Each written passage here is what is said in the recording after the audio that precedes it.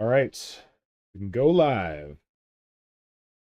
All right, we're live on YouTube. Hello, everyone, and welcome to Work in Progress Wednesday, which is our random hobby stream that we do every 2 weeks on Wednesday nights. But of course, if you look at your calendar today, you'll see that it is not a Wednesday night. It is, in fact, a Thursday night. So, yeah, just like different people's schedules, stuff like that, we decided that Thursday might be a little easier, although, unfortunately, usually we're joined by Darth Bob, and he is not able to join us tonight. So anyway, I'm very glad to be joined by my co-host Kajan. How's it going, Kajan? Hi, going fine. Good. Thank you for joining tonight, and I think Will is going to be joining us soon. However, I pulled a fast one on Will. I think we normally start this at like 9. Oh, sugar! I'm breaking things. I think we normally start this at 7:45. And I got my act together to start at. Oh my god, At I the broke shuttle things. time. Sorry? At the Oh, shuttle time. sorry, I Because totally usually, messed up your video. I'm totally distracted. One sec. I moved the window like slightly and it freaked out. yeah, no, What? usually we aim to start at 1:30, Yeah. but usually with technical difficulties and stuff, it's usually like a couple minutes late, Well, like there you this one. go. This time we actually made it. And the only technical difficulty is my own, where I screwed up that your video a bit. But yeah. So Will be joining us soon, I think, unless his situation has changed. And in the chat, I see Electro Dust Bunny and Tom Wilson. Hello to you both. Thank you for joining us. Kajan, let's kill some time until Will gets here. So, what have you been up to this week? Like, how's your hobbying been going lately? Well, I finally pulled the trigger and bought myself an airbrush and a compressor and everything. So Whoa, my hobby time, amazing! my hobby time is lately largely spent learning to airbrush. So I'm mostly drawing lines and shapes on paper right Yeah, now. Mm, cool. Before I What did you go with in terms of like a model for your airbrushing compressor? I it's a German brand. It's called Hamag. Okay. It's a pretty beefy one. So I figured I spend a little bit extra so I can use it around the house and do stuff I would usually not need the pressure for. So this one is a silent compressor. Yeah. So it's like speaking volume. It's Oh, not nice, like you don't go deaf when you sit next to it. nice. And it's German, so And I'm assuming very efficient. I hope so. If not, we need to replace it. Take it behind the shed and replace it. Well, I It's a hope it works newly out well for introduced you. model.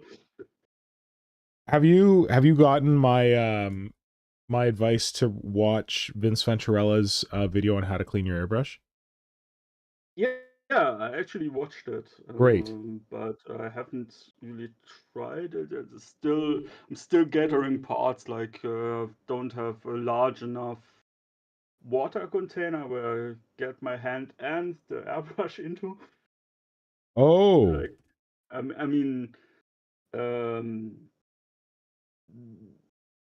why the would you container put I have is too deep.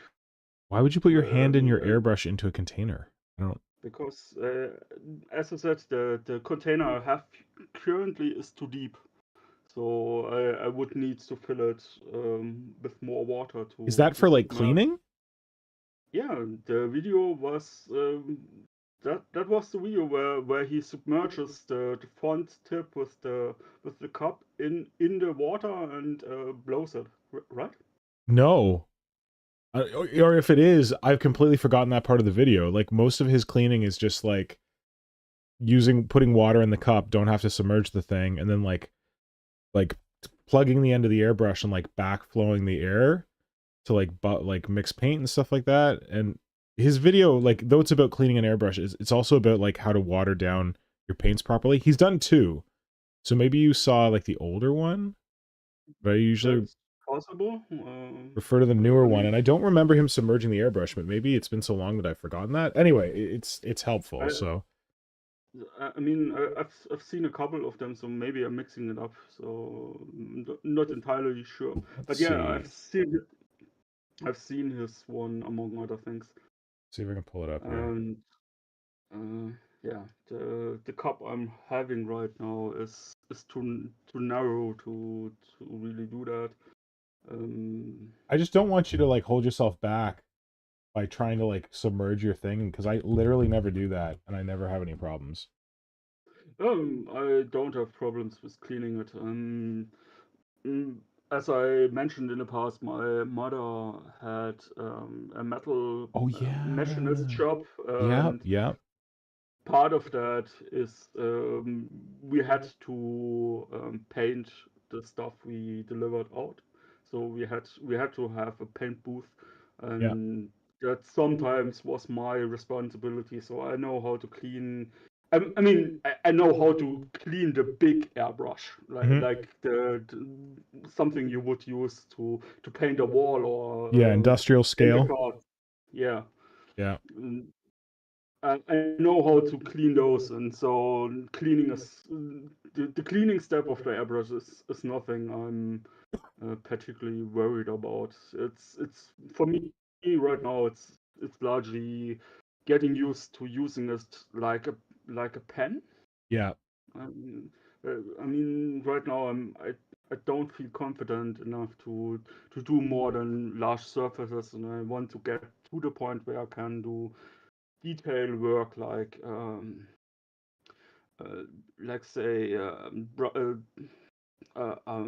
sword or something like a bone sword or something like that. Oh, okay. I And full disclosure, I don't really use my airbrush for detail work. Like I might get in close and do some stuff, but it's mostly like super duper like priming, basically, like getting down like base coats and like blends and stuff. But I know that you can do yeah, that stuff. I just have not. yeah, I'm also not entirely planning to use the airbrush exclusively for miniatures. So Hmm. I want Oh, okay. So like painting like canvases, not canvases, t-shirts.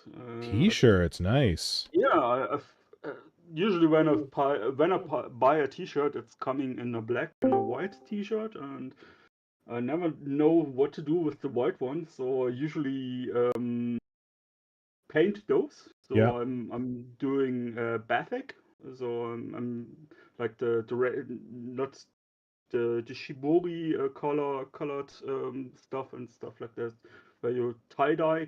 I think it's Yes. the English term. Yeah. So I'm not going with the really colorful stuff. Usually only two colors. Yeah. But yeah, that's usually what I'm doing with my white T-shirts and what I Cool. want to use my airbrush for as Nice. well. So I'm learning line work, and Will just joined us. Yeah. Welcome, Will. Sorry, I think we threw you for a loop because we actually started at 7:30. Yeah, that's on me. I blame my broken hand for that one. Oh no, your broken hand. Okay, that's okay. Um. I don't know if that's a facile excuse, but that's what I'm blaming. Well, that's fine. Thank you for joining us, though. I'm glad you could make it. Indeed. And what And have what, you like, been? What's your hobby, or do you have any hobby news or activities from this week to report, or has your hand gotten in the way of that stuff? well, I broke my hand got broken not this past weekend, but the weekend before. So like all of last week was like my right hand was just absolutely like not available for anything. Um, Now, I don't. uh, I don't want to put you on the spot, but is there a fun story that you would like to share? No pressure. If the answer is just no. uh, There's really just it was just stupidity and gravity. You tried to And fight the bear, and it was heavier than you. I get it. I Well, understand. probably a yeah, I pig. mean, I mean, you know, that Well, I mean, sometimes. the last picture in the Discord you posted was you roasting a pig, and I was wondering why we don't get any updates. And the next Well, morning you post a picture about your broken about how you broke your hand. I was also So wondering about the pig being involved. so part one is that was technically a lamb. Okay. okay. You know, same difference to a certain extent. And part B, I technically broke my hand like the night before. I didn't realize that it was like fractured. Oh So like I spent the no. whole day just like because I was like I just think it's like sore and bruised or whatever like that. So I Yeah. spent that entire Sunday like lifting stuff and doing stuff and preparing and like roasting an entire lamb, which was a very fun process, mind you, but very time consuming. And I don't recommend doing that with a fractured. That sucks. Well, I hope it's like you've progressed a little bit in the last week because you used to have your fingers all wrapped up, but now they're free, so that's good. Hopefully, it Yeah, continues to heal. yeah. I mean, like right now, like I mean, given that I just got back my finger like mobility essentially Tuesday, Yeah, 2 days ago. I'm very excited, but also trying to not overdo it in case you know, don't want to aggravate stuff. Because smart. listen to your doctors, people, because you know they they spent all Spent a that time couple. and money to Yeah. know what to tell you to do or not to do. Yeah. I spent a couple years acquiring the skills. Important special set of skills. So no hobby updates on your end then, because you were unable to hobby. Essentially, yeah. I was for a little bit of time just trying to see like because I got.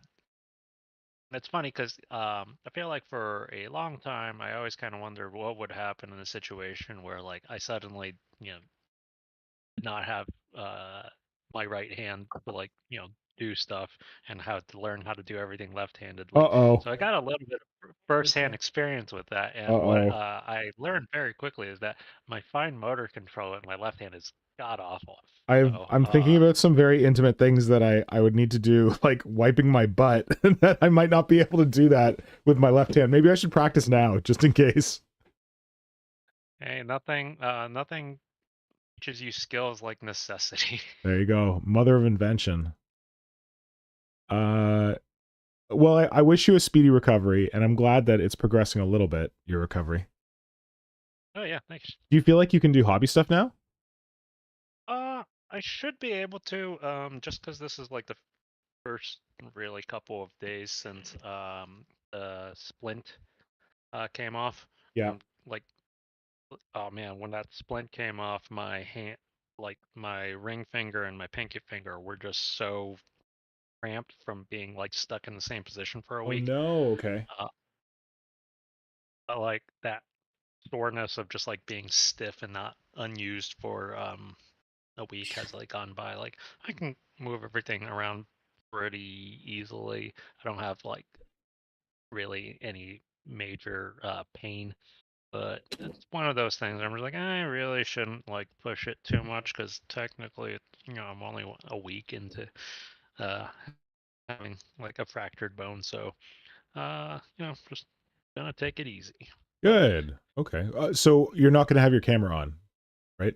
no, there's I think tonight is me toiling around with various bits and seeing what stupid projects to add to my already unfinished list of projects. Okay. Uh, you know, you always got to brainstorm new projects because True. the best way to make sure that you never feel dissatisfied is to never finish projects and just keep adding more projects. True fact. I'd agree with that. And Yep, absolutely. on that note, this week for hobby, I was thinking of getting into the new Mandrakes and converting a Mandrake into a rack because, as Will says, why do old projects when you can do new projects? But my update for this week is the These are some of my gaunts for the gaunt swap that you may or may not remember us doing a video about in like February or something like that. I had a bunch of stuff come up. I needed to still base my gaunts even though they were finished painting, and that took some time. But they are now based, and I just have to do some touch-ups. I'm doing I'm marking them on the bottom so people know what High Fleet they're from. Very pink down there, and who made them. So they are going to be going out soon. So that's my primary hobby stuff that I was doing last week, was getting all these bases done. Pretty happy with how they turned out. I'm really happy with this base. This is for a warrior. And I did, it was, I used Dirty Down Rust on it, which is, if you've, you know, tuned in before, you know it's one of my favorite things. Hold on. The camera is not quite, oh, that's not the word, the one I'm looking for. That Also, I Dirty turned Down off Rust. my camera used to have image stabilization on, and I was like, no, that's annoying, I'm gonna turn it off, and now it feels so wiggly. I'm sorry, but I don't want to like go into the menus while I have it on to like turn this image stabilization back on. But there's some Dirty Down Rust going on here, which I'm very happy with. That Dirty Down Rust has been doing the Lord's work for a bunch of your stuff. It does like make things just pop really nicely. Yeah, so it's also on like these guys' bases, but you just can't see it quite as easily. But I'm very happy with the effect that was managed. So yeah, in terms of like starting new projects versus finishing old projects, we now have 9 concurrent viewers, which is great because I wanted to do a little poll for folks to decide what I was going to work on tonight. Because in addition to getting these gaunts based, I also went back to one of my old projects. I was inspired to go back to one of my old projects. So I'm trying to decide whether on tonight's stream we do what we said we were going to do in the description and convert a Mandrake into a rack, or we bring back this pretty lady here, the Norn Emissary that I started converting, and I've been working on again, because tomorrow, if you're not familiar, is April 26th. And what is April 26th? In Tyranid Lover, you know, world? Kajan, Will, do you have a guess why April 26th is important? No idea. No idea. Really? No.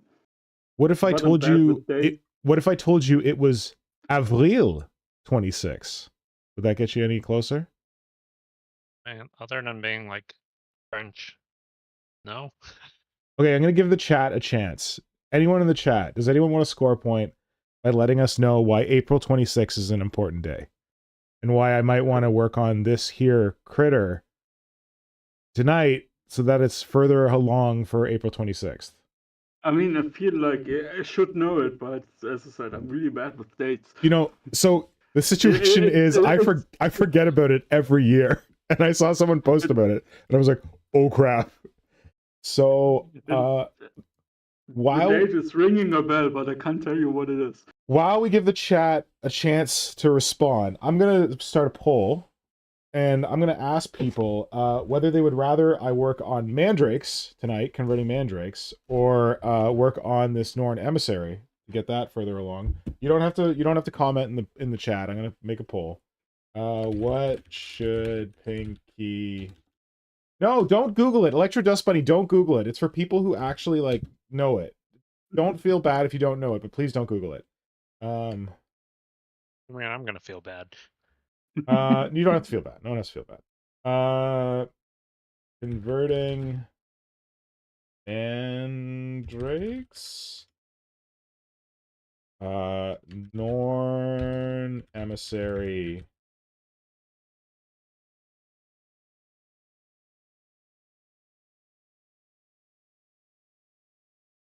Okay, there we go. We got a poll. Starting the poll. What should Pinky work on tonight? Should it be converting Mandrakes or converting the Norn Emissary? Man, I thought Tom was going to get April 26th. How about today is like, you know, the best date. It's not too cold and not too warm. Dan says, is it Tyran when the Tyranids were officially devouring worlds? don't think that's the right answer. So Dust Bunny's a no. Tom Wilson's a no. Dan Kaplinger's a no. Diana hasn't weighed in yet. We've only got 7 concurrent viewers. Possibly 3 of them are us. So maybe that's everybody. Oh, Brett. Brett's here. Hey, Brett. Brett, you're living in the future, buddy. Brett, it is now April 26th where you live because you're down under. Brett, can you tell us why April 26th is a significant day for nerds, especially nerds who like Tyranids? I'm going to give Brett a chance before I spill the beans. And anyone who's like, just tell us already, damn it. I'm sorry for the delay. Is it Tyranid Rex Manning Day? What's Rex Manning Day? From Empire Records. Oh, apparently I don't know Empire Records well enough. Tom says, was it the start of the Creature Conference? That's a good guess, Tom. I think we started the Creature Conference in like February? I really don't know. I need to know that. I do not know that. So if someone knows when the Creature Conference started, they get more points than me.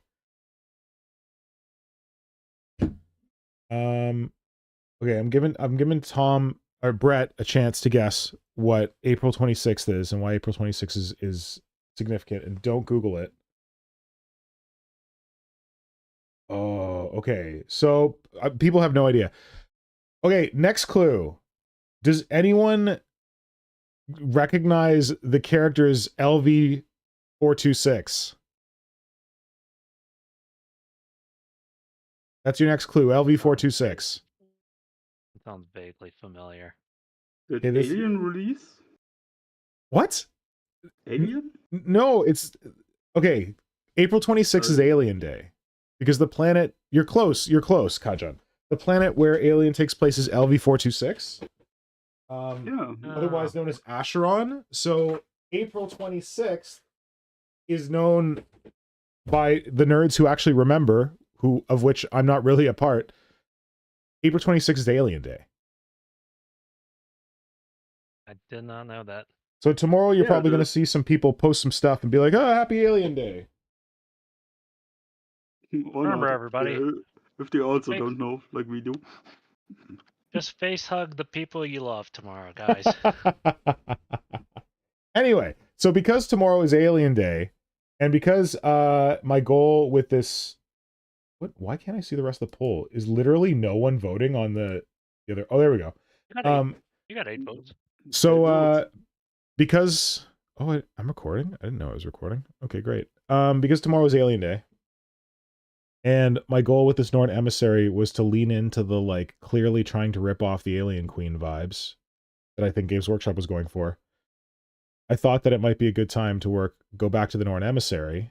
I was like, oh, I can get this, like, further along and post it on Alien Day, but I've been doing some work, but it needs more work, to be sure. Anyway, that's why I was inspired to maybe not work on Mandrakes tonight. And if the chat agrees that I should work on this thing and not the Mandrakes tonight, I can blame the chat if anyone's like, hey, this video says converting Mandrakes. Why did you not convert Mandrakes? Be like, well, the chat told me to do something different, so. Also, like, how many times is, like, the title of the Work in Progress Wednesdays thing, like, actually accurate to what we end up focusing on? So, Good really, point. you know, it's more in line with this stream to not work on what's on the title. Well, what we say we're going to work on is the clickbait that gets you in, and then we go and do something wildly different. So here's my progress on the Norn Emissary so far. I cut off the brain bits on the head, and I covered them over with some armor plates, which I'm pretty happy with. Why is the autofocus not working on this damn camera? Sorry? Looks really nice. Thanks. Okay, is this working now? I think it's working now. Also, I took the Norn Emissary has those like for lack of a better word, mustachios that extend from the sides of its head or its face. I put those on the front of the head here so that they're part of the whole creation. And I'm a cheeky bugger. I thought that this guy needs like a big, like creepy tongue. So I got this creepy tongue thing. Donated from a Venom Cannon feeder tube. And extra points For anyone who can guess where I got the face for the end of this thing. Hold on. Focus on this. Oh, I know. Yeah, Oh, where? I know where that is. That's the Broodlord face. No. Isn't it? Incorrect. No. Oh. Kajan? No idea. Anyone in the chat have any idea where the creepy mouth on the end of this tongue came from?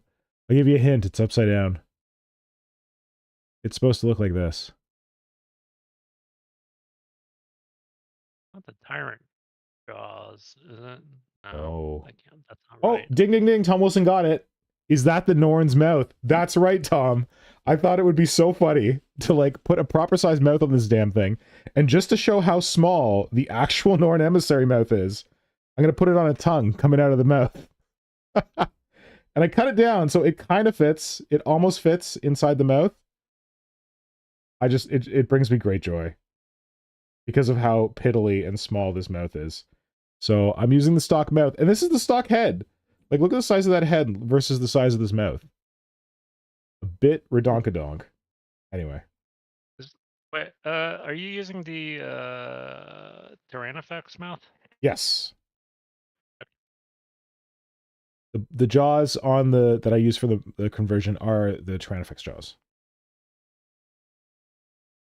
You know, I'm realizing that I actually haven't like actually touched and played around with the Norn Emissary kit yet. Well, it's very though I expensive. have one. Like, you're not to be blamed because it's pricey. Oh, I mean, yeah, it's pricey, but it's more a matter of like, I guess I didn't have like any specific, I don't have any like specific plans for mine yet. Well, Like, I'm I going know to I'm do not keeping it a few stock. conversions with it, and hopefully one of them will inspire you. Because this is only my first one. I do like the rejiggered back fence though. The what? Is just the like your shifting of the back spines like more backwards as opposed to like upright. Well, the whole point of this is that I wanted the profile to be more like a Tyrannosaurus and less like a standing directly upward giant hive tyrant. So it's got bigger legs. These are Tyrannifex legs. The top parts, and the bottom part is the Norn emissary leg, and I just glued them together here with a bunch of baking soda. It's probably not very strong, but whatever. Tail stock. The head carapace is stock, but I messed around with the neck, and I moved the head carapace further forward. I added the armor plate that's supposed to go on the Norn assimilator here, and I attached the head to that. And then lengthened the neck here, added some... I sculpted in my own brain matter, because the existing brain matter is way too big. I also misassembled the torso to the waist, where this waist is supposed to plug like way in there. But I just used a bunch of super glue and bicarbonate of soda or baking soda to glue this waist onto the back of this back carapace further out than it should be to lengthen the model. And then I filled this part in with aluminum foil and I think more super glue and bicarbonate of soda and put some rough putty on it. This putty sucks. I got to redo it though.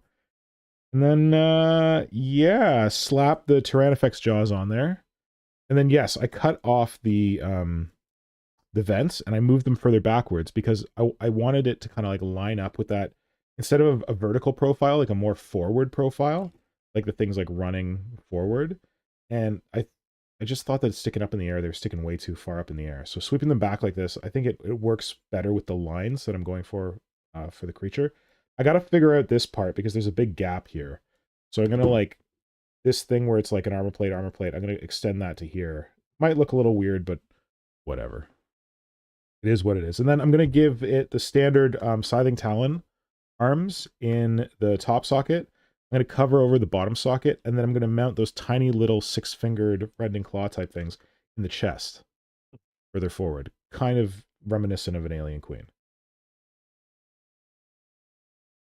But yeah, I'm very happy with like the back swept vents, and I'm planning to do that on some other models for some other emissary conversions. Oh, and the poll. Okay, so we're definitely... Thank you, everyone, for giving me what I wanted and telling me to do the Norn Emissary. I mean, oh, Mandrakes. We'll get to Mandrakes later, I promise. So thank you to everyone who voted. So I gotta say, seeing this kind of profile of your conversion here right now, I gotta say over time, I'm kind of originally I wasn't like digging on the fused spines so much, but they've definitely grown on me aesthetically. They're so cool. Since They're so cool. I like... when I first saw them, I'm like, those are a little weird, but I wasn't like turned off by them, but I love them so much.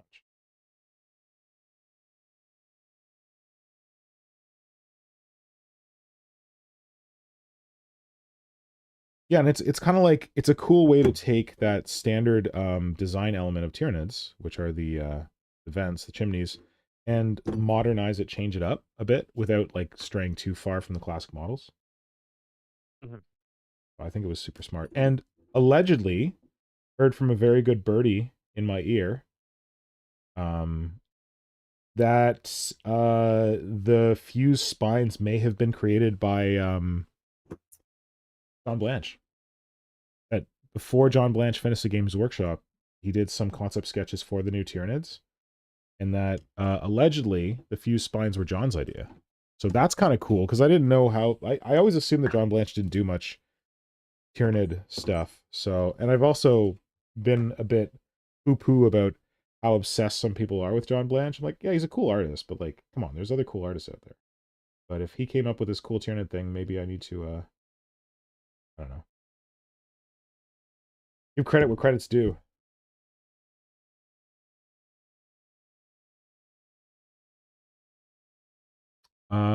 Oh, and I remembered we had some other stuff that we wanted to talk about.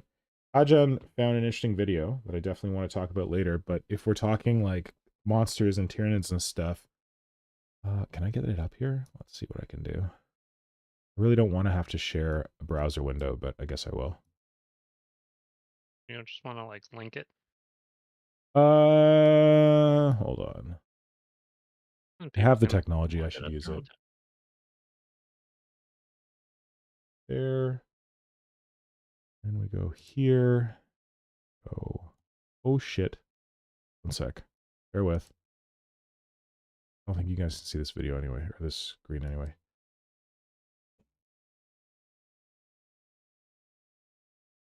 So just in time for Alien Day, we got another little present in the form of... Where are we? Nope, that's not what I want. There we go. Come on, browser. Nope, it's Discord video. Oh wait, why can't I see Kajan anymore? Oh, that was dumb. That was weird.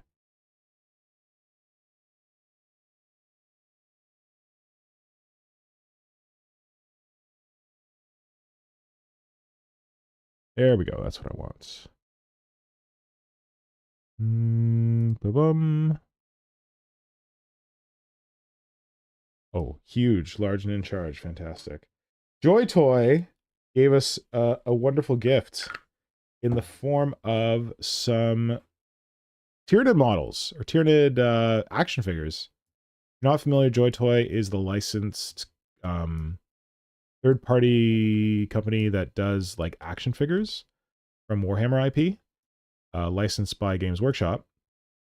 And yeah, they've been doing a lot of like Imperial stuff, like Space Marines and I don't know, Imperial Guard dudes. A lot of human stuff and a lot of dudes in armor. I guess they did is her name Shadow Sun? The Tau commander. Hey. Yeah, and they did some orcs. So they've done a little bit of Xenos, but not like a ton of Xenos. But they announced that they are finally doing Tyranids, which is pretty cool. So we've got a warrior with scything talons and bone swords that they previewed, as well as the cutest little termagant you've ever seen. So the painting on these is a little rough. I can't explain it. I'm in love with the side profile view of the termagant's head. he looks so crazed. The eye is way too big.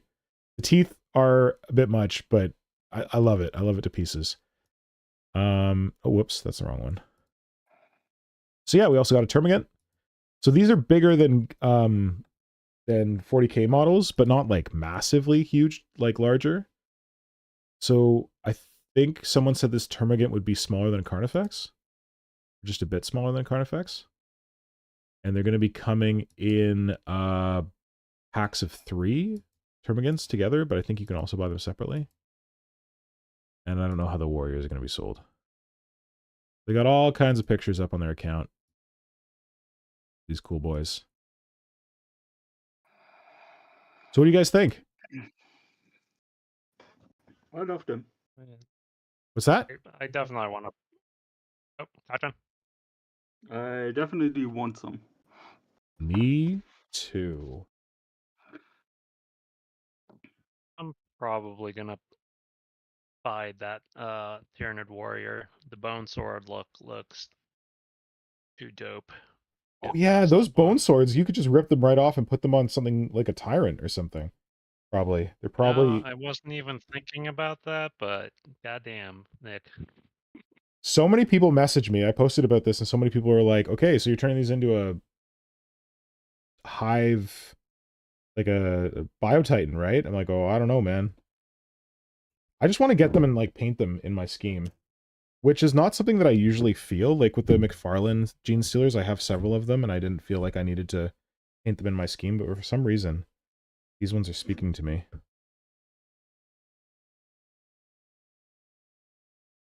Well, these ones are proper Tyranids. Oh, right. I guess the Gene Stealer is a Gene Stealer and not a proper Tyranid. Yeah, I mean, at least for me, I put a distinction there. Oh, crap. I do find it kind of interesting that the Termagant is decidedly the new Gaunt design Yep. and aesthetic, and that the Warrior is decidedly the old school style as opposed to closer to the Oh, the Prime? yeah, the new Prime. Interesting. Good observation. I'm glad because the old Termagants are nowhere near as hot as the new Termagants. There, I said it. But yeah, I'm really glad they made the decision. Because I would not be as interested in buying this if it was the old style Termagants.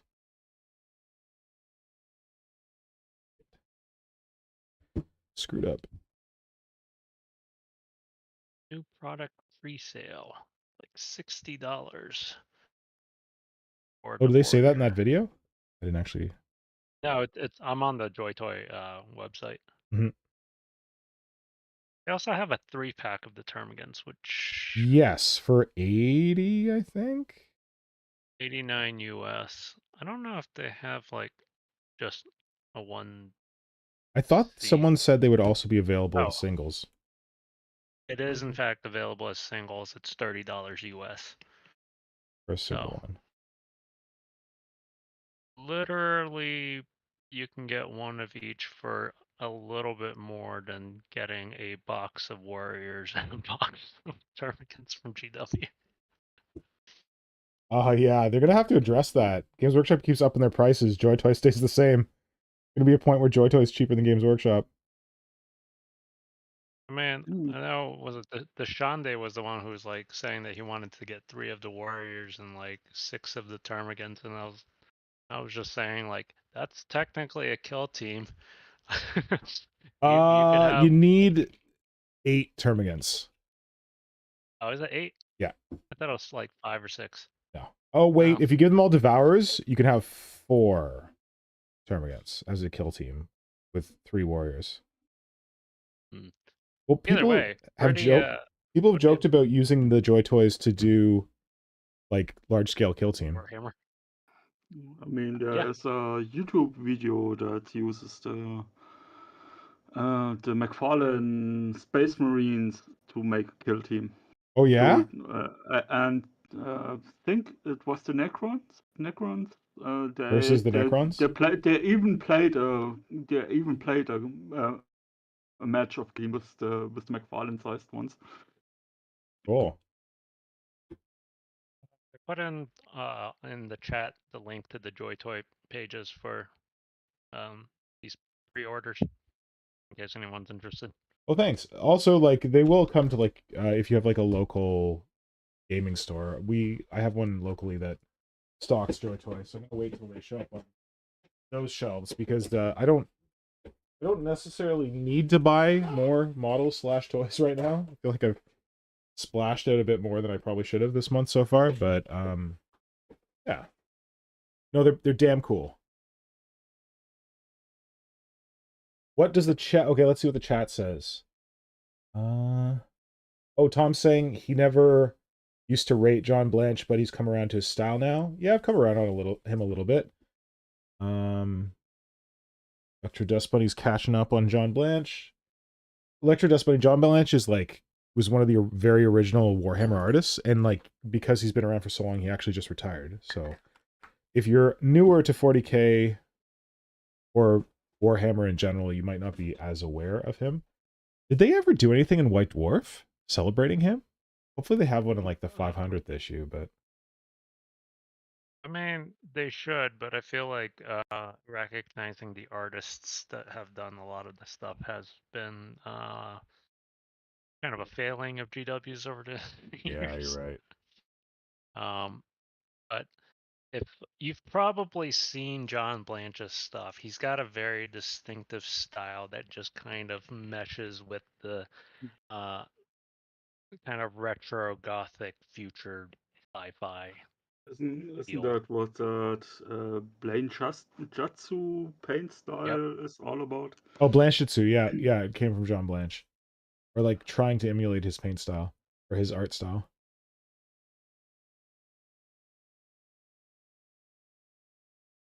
Oh man, the US store, Warhammer store, has almost everything available now. Holy Except for the toot. damn Meliceptor and Toxicrene. Yeah, they no longer exist. It's funny too, because like I kind of hate that model, and for the longest time I didn't want it, other than like the Yeah. one time that I wanted like kind of hit bash something out of it, and now like I really want these bits, and they're just nowhere available ever. Oh, I'm glad you mentioned hate bashing, because for people who haven't heard before, this whole Norn emissary, I'd started on it and I had like ideas for it, but then I got a lot further on it from hate bashing, which was people were saying how, oh, it was when it was time to vote for like the miniature of the year around the end of the year, and I was like, guys, we should vote for the Lictor kit. The Lictor kit's so beautiful. They did such a good job on it. And everyone's like, no, man, the Norn emissary is way better than the Lictor. I'm like, are you kidding me? The Lictor has like three builds in the one kit. It's like a work of art. And people are like, no, man, Norn emissary. And it was clearly people just being like, I want the big thing, the cool big thing. And I can understand that, but you can only build the Norn emissary like 1-2 ways. All this all this stuff like fits together a certain way. Anyway, I didn't think that it was worth it, so I also don't think that the stock build for the Norn Emissary is the best way to build it, so I used that as inspiration, my rage, to get further along on this conversion, to show people what I think a Norn Emissary should really look like. To be fair, spite is a very good motivator for... Isn't that what they say? Spite is the mother of invention? I'm pretty sure that is not what they say, but... What is spite but another form of adversity? Come on.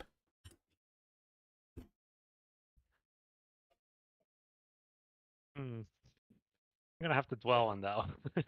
All right. Well, I hope you get your models so you can do a rage bash soon.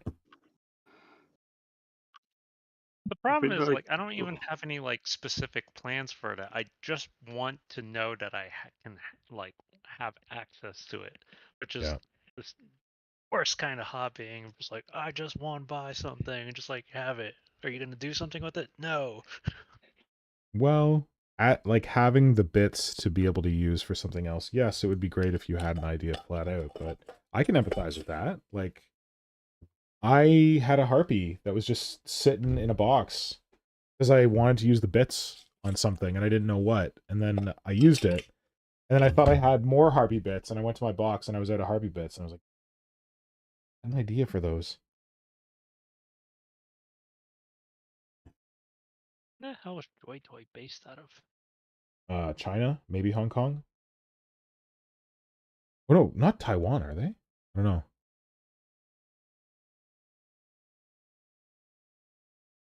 Very good question. Hmm. They definitely use Chinese characters in their name. Yeah, well, they have like a 8% like sale price or something for like if you pre-order it, but I don't really feel like giving any of my no offense, China. I don't really I feel like mean, giving you any of my uh What if you could did also like be PayPal? Korea. You take PayPal. Could also they be do, Korea. but even You think it's If I Korea? mean, I don't think I so. mean, if we are going by the Chinese symbols, that would be oh Japan, China, and Korea use all the kanji. The Yeah. kanya, I think, is the proper term, and in Japanese it's kanji. oh, it Um, says it's founded and it's got property rights in China, so I'm assuming this is Chinese. There you go.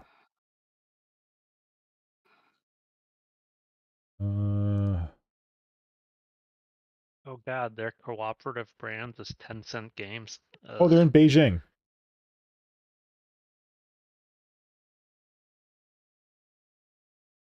I mean, I would enjoy Tencent products as long as you have them available. You don't think they'll be around for much longer? I mean, with the Yeah. TikTok ban, there was speculation that because it's unlikely ByteDance has changed their position of not selling, and that it probably signals to Chinese companies that they should be pulling out of the US market as a result, because basically it's no longer safe to do business in the US. Oh. So the speculation is that many companies will be pulling out, and that would include Tencent. I don't know, man. They probably make a decent amount of chunk of change from the American market. I mean, yeah, but on the other hand, they're also very honor-driven is the wrong term. Like you don't respect us, we don't respect you, something like that. Okay. That's culture. I mean, Well, I guess we'll see. this was the speculation I read. I mean, I have to say it was in a tech blog because ByteDance, the owner of TikTok, Yeah. has issued statements in 2019 and apparently reiterated them in March that they won't be selling. And the speculation is that if that could possibly lead to a domino effect of Chinese companies pulling out. I am not shocked. I I thought it don't was know. kind of ballsy of the Americans to be like, hey, you are a Chinese company. If you want to keep operating in America, you need to divest yourself and like not be Chinese owned anymore. That's a bit much. Like I know there's the whole thing with like privacy and all that, but Yeah, but that's kind of like a so is big Facebook jerk and move. That's sort of classically like USA's. But like yeah, like as Kajan just said, like Facebook does the same junk. Like it's just that because it's an American company, they're fine with it. I don't know. Pretty much, yeah. Also, I didn't realize that they made Infinity Yeah. based stuff as well. Yeah, Yo, and they got Infinity's got some some like cool stuff. So they got some of like the Joy Toy size like tags. Like, oh man, if they have like yeah. the some of the JSA stuff, oh man, my money is just like gone. Yeah, if they come out with Infinity like is is it Salamandra or something? They're the God, what are the weird guys who live on the asteroid? The hackers. The The nomads. nomads. Nomads, yeah. If they come out with some nomad tags, they got some sexy tags. Dude, they have the nomad gecko. Well, that would be worth buying. That's a cool tag. The only reason I'm not playing Infinity is because in my hobby club there's nobody that wants to play Infinity. That's about the only reason why I'm not full on Infinity. Yeah, Simon tried to get me into it, and I was in danger because as much as I like 40K, one of the main reasons I don't like Space Marines is that I'm not into the gothic stuff. Like I like more like tech, like high tech looking stuff, and Infinity is definitely high tech looking. Yeah, they have I would such sexy models. Yes. I would make a Infinity. strong argument that Infinity has Corvus Belli has some of the best like overall model design in the game in like the industry. Just like you don't necessarily have to like enjoy the aesthetic, but I think that the quality of their like sculpts for the most part are some of the best in Yeah. in like the tabletop I don't know if industry. they still are. Like I've seen some newer stuff from Corvus Belli that seemed a little rough, but certainly for a time they were very good. But I don't know if they're still keeping the same standard these days. Yeah, I haven't been keeping up too much just because I It hurts you? kind of well, partly it's like it's a lot of metal miniatures, which they're Yes. fine and stuff, but like I don't know, I've been enjoying cutting up plastic kits far more lately, and like Infinity isn't really one that I'm too inclined to try to modify too much because it's a pain in the ass. I wonder if like um, Corvus Belli had gone plastic earlier, if they'd been more successful or something. You're right that like amazing model design, all metal for so long. And like metal miniatures are fine, but when I've messed around with plastic, I don't know that I really want to go back to metal. I think the people who want to want to collect and play Infinity don't necessarily care about Yeah. like it not being in plastic. Yeah. Um, But I mean to get other people in. I mean, like depending on your area, like my area has like a huge amount of Infinity players. Yeah. I think the problem is that like it's one of those like it's just got a steep skill curve. Yes, the rules. And I tried to read the rules, and there's a lot in there. it's just like the way that timing and I stuff kind of sets off disagree with stuff. that. Well, I Simon said that he was like trying to keep up with Infinity, and he literally couldn't keep up with the rules because they just kept adding rules, and he was playing regularly, but even he, yeah, but when you're in it, it's basically all markers. At least the last time I checked it out. So it's basically you need to know which markers are applicable for you, and I don't think you need to know every rule in the game because Oh if that no, would it's be a not. requirement, nobody would be playing Warhammer. yeah, Well, that's not.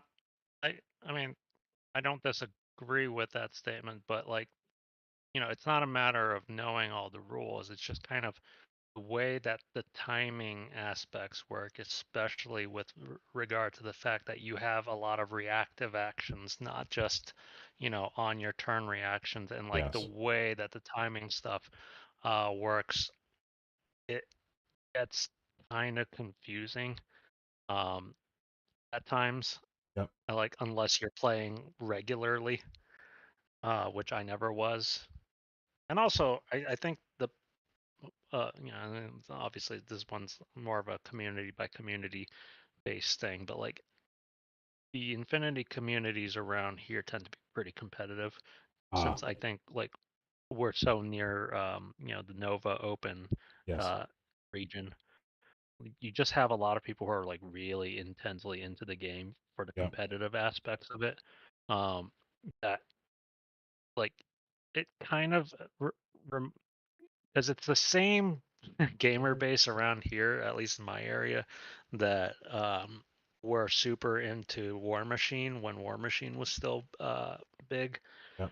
which was like a very competitive format Oh, focused I didn't know that. game. Well, I mean, it was built essentially around like a competitive play.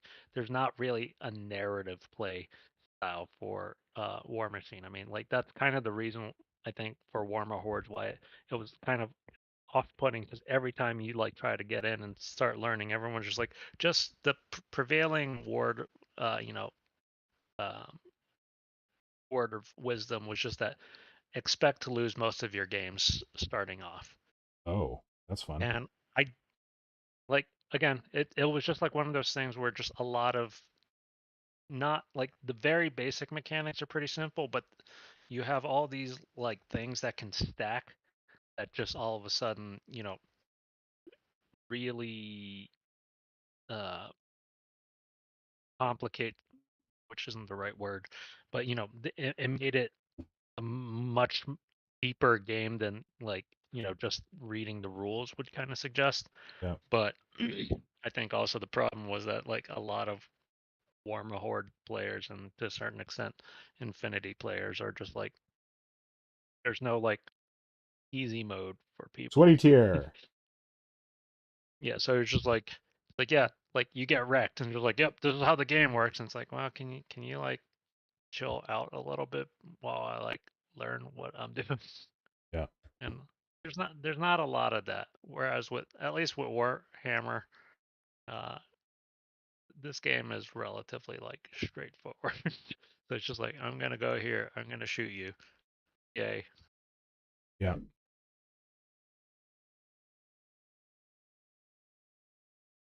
Yeah, that's less of a problem in my club. When you have someone coming in that's new to the game, you just tell people I'm new to the game, and they generally will take heed of that fact.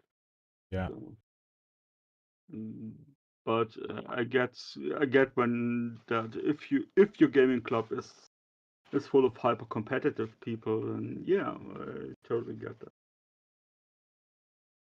That especially when you have a game like Infinity, where you basically have tactics where you take models that you don't plan to move for the sole fact that they give you extra actions. Yeah, We call those cheerleaders. yeah, Cheerleaders? cheerleaders. Nice. Yeah, you have cheap models, and each model gets an activation, but you don't need to use the activation on that model. Oh, So sneaky. So you can take cheap models, put them somewhere in the backline, or like we would in Warhammer use some Ripper Swarm to guard an objective. Yeah. And in Infinity, you can then just say, okay, I don't move that one. I don't need to activate it, but my big beefy guy over there, my You can steal the Carnifex or activations and use them on different models? yeah, yeah. Well, that's tricky. And you can then basically say, okay, and I activate my Carnifex, and I activate my Carnifex again, and I activate my Carnifex one more I time. didn't know that's how it worked. Effectively how that works. Technically, there's like some leadership things so that if your like group breaks to a certain extent, like everyone's back to like only being able to use their own activations. Mm-hmm. Yeah, squad cohesion and But stuff like that. if you know what you're doing, you can avoid a lot of that. And Wow. that's why I like it as skirmish game, because you can really make really tactic decisions. Like you move a unit into position and basically have it lay in wait, and when its time comes, you can go all in on that unit. Cool.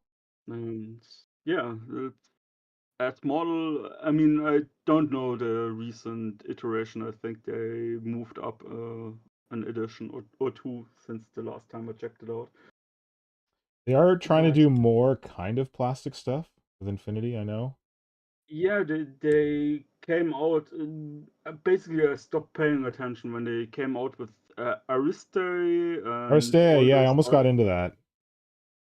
with all the and they also brought like two other types of games out. I'm not quite sure, or if they just It were was like a expansions simple for stuff. version of Infinity that they came out with, Yeah, like a more basic one. that complete passed me by because I didn't have the time or energy to learn about that because I'm Yeah. not playing it. But yeah, Infinity is one of those games that do it the right way because you basically get you used to get the rules for free and stuff like Oh that. yeah, forgot about that. They even had that unit composition website where you could put together your units and stuff like that. They You had could, like a free app. I think I had yeah, briefly. I was and Infinity curious. basically everything we want Games Workshop to do. Yeah.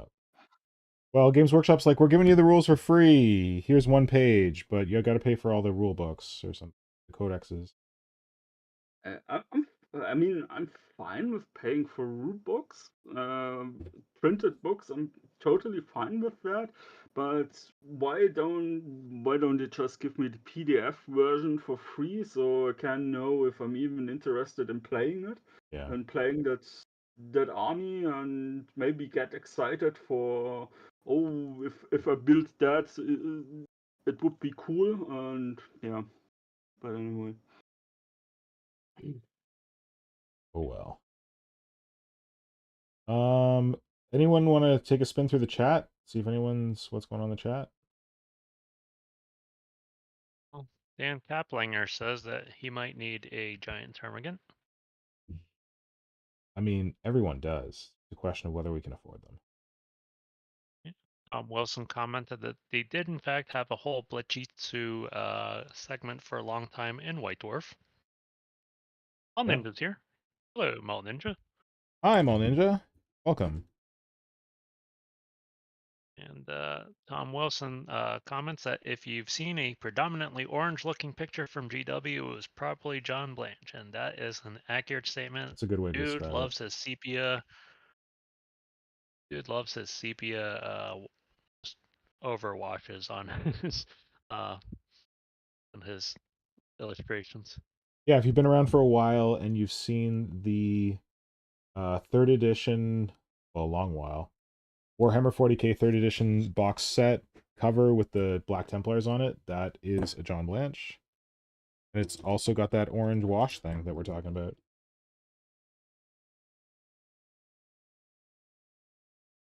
Actually, not trying to think of a Blanche drawing that doesn't have like a yellow or an orange Well, he kind of did do wash like black all and white over. ones.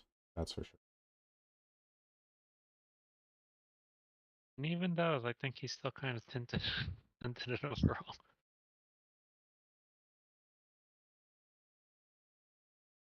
Wilson says, speaking of community-based things, June Stealer isn't far away now. Oh No, it yeah, isn't. Flynn is working Keep hard on that. Everyone should keep their eyes and ears peeled for that for when that announcement eventually makes its way. We'll probably do that on the Creature Conference. But it's coming up. Flynn's given some thought to it. People are making art for it. Will worked on some art for it. Right, Will? Yeah, before my hand got all busted up. Good thing you got it in. Indeed. Helping these like waist ribs. Waist ribs are kind of the worst, but I will say the new NID sort of ribbing design is a lot simpler to emulate. I haven't figured it out yet. It's really just like there's no like the sort of spacing is just plainer than it used to be Yeah, I don't know how to sculpt to a that certain yet. extent. That's part of the reason I'm hating this right now.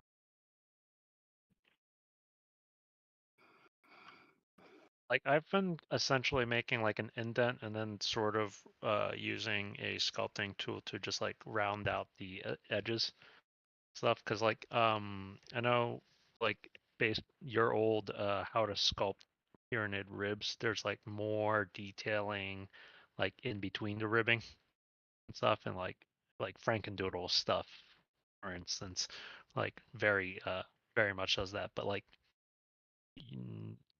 as the ribbing is closer together, you don't really have that like inter-rib detailing necessary. So you just kind of, so long as you get the contours of the um, waist or like torso or whatever, Mm. and just kind of draw lines as far as I can tell, and at the and make the ribs roughly the right width. And if you kind of round out those lines, it looks pretty good. So it's a little less effort, I think. Yep. Um, or and like easier to accomplish that blend, I think, than before. But I'm also a lazy sculptor, so like a lazy approach to doing that kind of detailing is like my jam. Ah.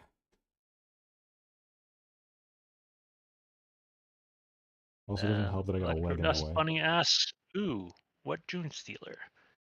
Wait June about a month." Stealer is the celebration of all things Gene Stealer in June. Did you want to say more, Will? Oh, I was just gonna say the details for the this year's prompt will be in like a month, and probably on the creature conference with Flynn. Yeah, so it's something that our community started. Yeah. Me and Flynn, I believe. Sorry? Me and Flynn, I believe. Kajan and Flynn started it. It was the idea is to do something like you got Orktober, you got Nidvember, and then June is for Gene Stealers. So to create a Gene Stealer model in June, and we come up with prompts like encourage you to do something weird. What was the prompt last year? It was non-human DNA, right? Yeah, Yeah. last year we did everything that's not a human. It got a little Cultist. eclipsed last year because June was also when Leviathan came out, and there were no Gene Stealers in that. So yeah, may have gotten eclipsed slightly, but it's back But this year. There'll be a new we prompt. still got amazing contributions though. Certainly. So So all you need to do to participate is use the hashtag JuneSealer, and then you do something on the based on the prompt, and yeah, then there will be judging. I don't know if we have prizes this. There will definitely be like bragging rights awarded to people who made the coolest stuff. yeah, Darth Bob once procured those amazing sculpts. Yes, Darth Bob got us Uh, prizes one time, but uh, we haven't done that since. But that was awesome when he did, like fan sculpts. Good. and sculpts of old models that existed at one point. Yeah, that was really cool. It'd be a fun prompt this year. I think so. Look forward to seeing how people handle it. I think the fun part above these like uh, community prompts is that you just get like so many different ideas from everybody that's just like, oh, never would have thought of that. That's Yeah, pretty like sweet. Flynnhammer was oh no, wait, I'm jumping ahead. Flynnhammer and I were talking about the prompt for Nidvember this year, which he's already given thought to, and I gave him some feedback that it needed to be more general than what he was aiming for, because then there's more opportunity for people to like really like come up with brand new ideas rather than just follow the exact letter of the prompt. Yeah, I think it's always more interesting when you give people more wiggle room. The literalist category is also kind of fun. Yeah.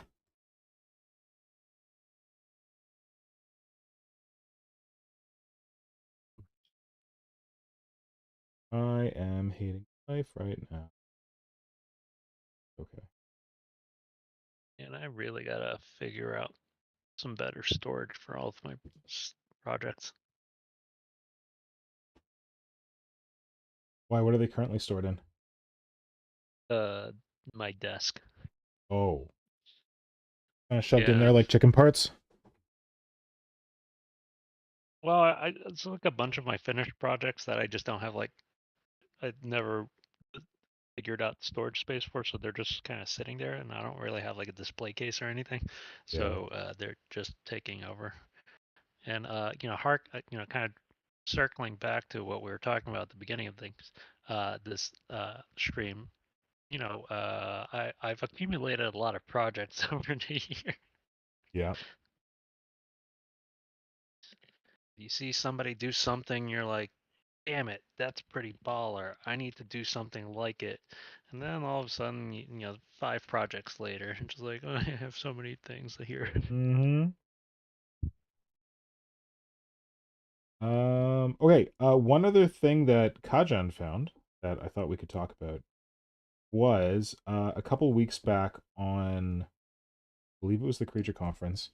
We talked about Games Workshop's announcement where they deep sixed a bunch of Age of Sigmar models. Some of them old and like not that fancy, not that popular, maybe, or maybe not current models, like much older ones. Some were resin. There was a lot of Stormcasts that were getting discontinued because they're making new sculpts for them or whatever with the new Age of Sigmar. But they also got rid of a whole whack of Warcry models and some really iconic Warcry warbands that were very well sculpted, very well loved for like converters, are just going away. Like there's very little explanation for it. They're just like, yep, these are gone now. What we have in stock on the website is the last chance you have to buy them. Oh wait, there's nothing in stock on the website? Well, too bad for you. So a lot of people were upset about this. But Kajan found a video talking about it by Dana Howell, fellow Canadian hobbyist. Although I realized when I watched that video that it's just Dana Howell like referencing other people's videos, right? Yeah, that's when I said that she was signal boosting the. Signal boosting. Yeah, she was signal boosting the conspiracy theories, and that's why I thought it might be interesting to talk about them because Yeah. apparently. Why don't you give us the rundown, Kajan? Tell us about these conspiracy theories that came up that she was Well, signal boosting. she talked about. She basically talked about 2 other YouTube channels. One by a former Games Workshop employee. That's Rob's channel where he talked about how the internal structure of Games Workshop changed in the last 8 years.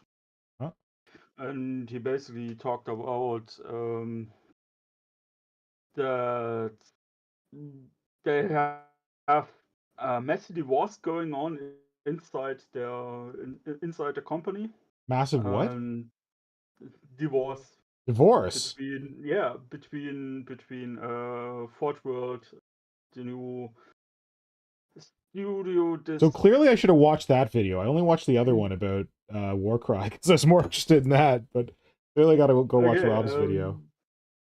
He basically talked about he worked at Games Workshop until 2 years ago, and 2? I thought he was he gone for longer than that. Interesting. at least according to the video, he said he mentioned 2 years. So Yeah. I don't know if he just had still contact up to that point or what.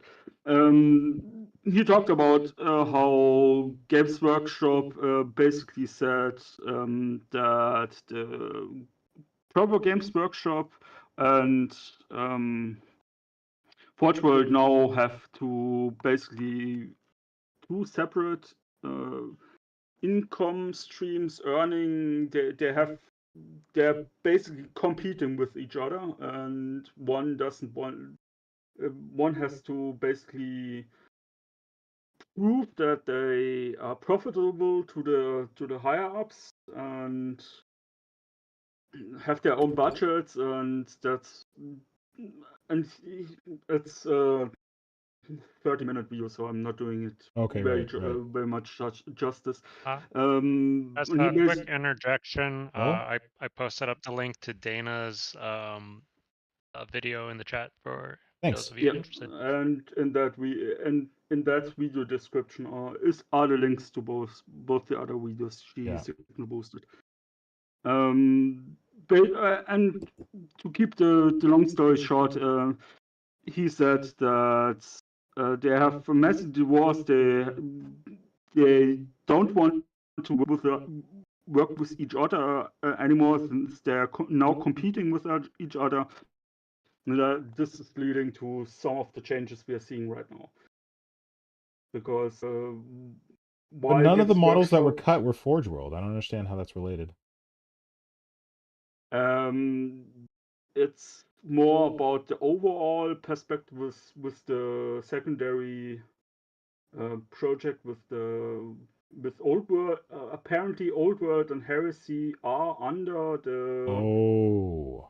the Forge World Yeah, company. okay. That makes sense. And that's why they basically are competing right now, and that's why we're losing some of the models. Well, that was Because the Beastmen. That's why the Beastmen are going to Old World. Or not why, but there was part of the video talked about how Beastmen are being shuffled over to Old World and shuffled out of Asia. yeah, and that's how that is related. And the other video was about the Warcry? other video was basically Warcry, and mostly about why we see that moving away. Dana also talked of, which is neither video, I believe, what she believes why they removed the Warcry boxes, the Corvus Cabal, and that stuff that's highly popular. Well, we don't know that it's And highly popular. Like, we think they're cool models, but who knows if, like, in Games Workshop speak sales, how highly popular it is. okay, yeah, fair enough. I mean, I never heard anybody say that's not a cool model, but No, it's a super you're cool right. model, I but mean, probably didn't sell, but yeah. And she talked about that she assumes that part of the reader that's being removed is because it's in competition with the new Chaos warbands for Old World as well. So they don't want to have multiple basic data entries for the different warbands, which doesn't make sense for me. But yeah, in context of the divorce video, it seems like that is making more sense to me that they removed it so there won't be competition. yeah.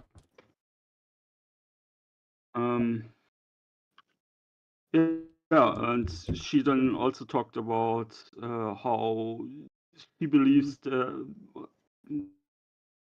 was also in the second video how I think it was Glass Half Warcry Dead probably was the guy. yeah Isn't it Glass Half Dead was the guy doing the other video? Yeah. Apparently, I don't know his channel that well. He does Warcry and Kill Team stuff, apparently. Yeah, he seems to be focused on skirmishing. I only saw 2 videos of him. The first one was the video Dana linked, and a follow-up video to that where I said Games Workshop responded and didn't really. But anyway. Yeah, and basically that's where she assumed that probably Warcry is moving towards a Mordheim style game for the Yeah, so the that wasn't Warcry really 3? Dana. That was Glass Half Dead, and she was just kind of repeating what, because like I watched his whole video, and Yeah. he was going through. There was some like rumor post or something that he was going through and saying like how Mm. likely he thought it was. Yeah, And I didn't quite understand the reference to this is just green text. I don't know. He highlighted. He It, had it, he had it up on screen, and he highlighted stuff to, I think, to say like this text I think is valid and this text I think is bullshit. But I couldn't really follow that either.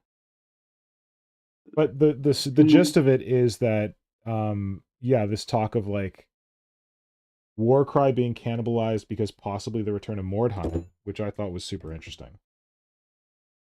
or rather that they turn Warcry into give Warcry city fighting rules to make it more like Mordheim. That's how I understood it. Yeah. And the really interesting stuff that I hadn't really considered was this apparent like rumor post or whatever that he was referencing was saying how where the hell is my sculpting tool? Oh, there it is. How apparently Warcry and Underworlds are not selling that well, and they're not super popular. So the talk was doing something to kind of like roll the two into one so that there isn't two fantasy skirmish games, which like I never understood why there was two fantasy skirmish games. It made no sense to me. Why do you need Warcry and Underworlds? Cool models, definitely, but like can we really sustain both game systems? Um and then the other point that I hadn't even thought about that I thought was clever is that in this new edition of Age of Sigmar, you have Skaven versus Cities of Sigmar. And from like the teaser videos and stuff they're giving us, it looks like they're fighting in like a ruined city. There's lots of like warp stone green energy stuff going on. Maybe that's just Skaven. Or maybe that's something like Mordheim, where the story there was that there's an asteroid that crashes into the city of Mordheim and it's this warp stone stuff and it's messing with Yeah, everybody. as far as I recall, that's the Yeah, so Warcry story. it just seems like a really Yeah. good time for Mordheim to come back because Cities of Sigmar match the Empire faction in the original Mordheim box, and then the other faction in the Mordheim box was Skaven, and we got brand new Skaven models, so it seems Yeah, like a match made in heaven for and Mordheim coming back. apparently, second edition of Warcry was about rebuilding cities, so it makes sense that they basically open up with more city fighting rules Mm-hmm. and do a dual box between Skaven and Imperials, and then this would basically then be reminiscent of Mordheim. Yeah, which is cool because as much as I'm not interested in fantasy really that much at all, I've always had an interest in Mordheim because I would like read about it in White Dwarf and it seemed really cool, but I never knew anyone who played it, so I never got into it. And of course, like the Inc. 28 community has also embraced Mordheim and done like community events, like kind of resuscitating Mordheim recently. So it'd be cool to get an official box. Will, what do you think? I mean, the logic to just kind of consolidating back and not sort of cannibalizing their own markets makes sense to me, right? Yeah. And especially uh, especially just like having these two systems that aren't really kind of concurrent and weird, I guess. Yeah, I mean, I agree with you that like it seemed weird to have like a separate game system for Warcry. But I could see a desire to tie in back to, have a skirmish level game that ties in back more in line to the old world. Makes sense Well, I think without the idea like here was that overlapping. it wouldn't be the resurrection of Mordheim in the old world. It would be like some new version of Mordheim in the Age of Sigmar world. Oh, Because that's where like that'd be the something. Skaven and the Empire are fighting in this like whatever city. Yeah, basically, the way I understood it is it's just a starter box, Yeah. and that Warcry will have more rules for fighting on different levels. So you have, because in the second one they started with the building cities, so it makes sense that the third one is incorporating this element of having more cities. And they basically do a starting kit where you get city buildings like Mordheim, like the old Mordheim box had, and do a dual kit between Imperials and Skaven to really harken back to the Mordheim One thing that she idea. mentioned that I wasn't really aware of because I'm not really that up on fantasy is that apparently fantasy players have really wanted Games Workshop to release some cool terrain for like houses and like full buildings for Age of Sigmar, and they've never done it, which kind of seems Yeah. odd to me. They have all this cool terrain for 40k, but Uh, Also yeah, argue but that building, scratch building, kind of medieval buildings is a lot easier than like trying to scratch build sci-fi stuff. I don't know, man. Tom's been working uh, on that for a while. It seems like it's a lot of work. uh, I didn't say it yeah, wasn't work, but I think it's easier still. Okay. I also think that there's so much competition on the market that it makes no sense. Oh, that people can find those Because buildings elsewhere. Well, yeah, but that hasn't like you're competing with Dungeons and Dragons. I mean, in that space, with okay. Dungeons and Dragons, with all the props that tabletop role-playing games use, uh, they're also in a 25 millimeter scale. So you're really competing with Dungeons and Dragons for that stuff when you're doing that for fantasy, at least in my opinion. Okay.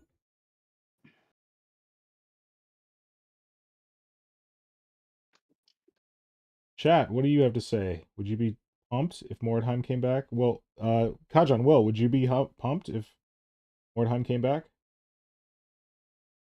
Never actually played Mordheim, to be honest. What's that? Never actually played Mordheim. Oh no, I neither did got. I, but I'd like to. I'm. I mean, I was big into fantasy battles. I'm like super excited about the kind of reemergence of the old world, Yeah. even if it seems like right now Games Workshop is only sort of half supporting it. Mm-hmm. But I mean, Mordheim always looked fun. Kajan? Well, I my only experience with Mordheim is the video game, and I love the video game. Is the So what? Sorry? there's a Mordheim video game where you can Ah, the play video game. Mordheim. Yeah, that's my only experience with Mordheim itself. I wasn't active in the hobby when Mordheim released, Mhm. so it was never a thing that I was particularly aware of before the video game. The So I game was don't have good? any. I liked it. I mean, Cool. it's as far as I understand it, it's a pretty good portrayal of the rules. It's basically like the Blood Bowl video game where you have really true to the rule set. Yeah. Not everybody likes that, but yeah, when you're a war gamer, you understand the mechanics behind it. So it's less RNG as um, people want to make you believe. And yeah, um, I'm not particularly into Warcry either. Actually, I have to say I'm more interested in Underworlds. I've bought a couple Underworld kits over the years. Yeah.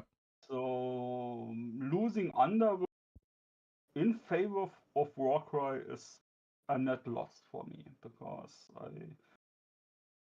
Well, I don't even like. though I want to believe that if they're bringing back Mordheim, that I don't picture it being War Underworlds or Warcry. I picture it just being like a new thing, like that they just roll the two of them into it, and it just becomes their like fantasy skirmish, and it's not Warcry and it's not Underworlds. It's this new thing, possibly called yeah, Mordheim.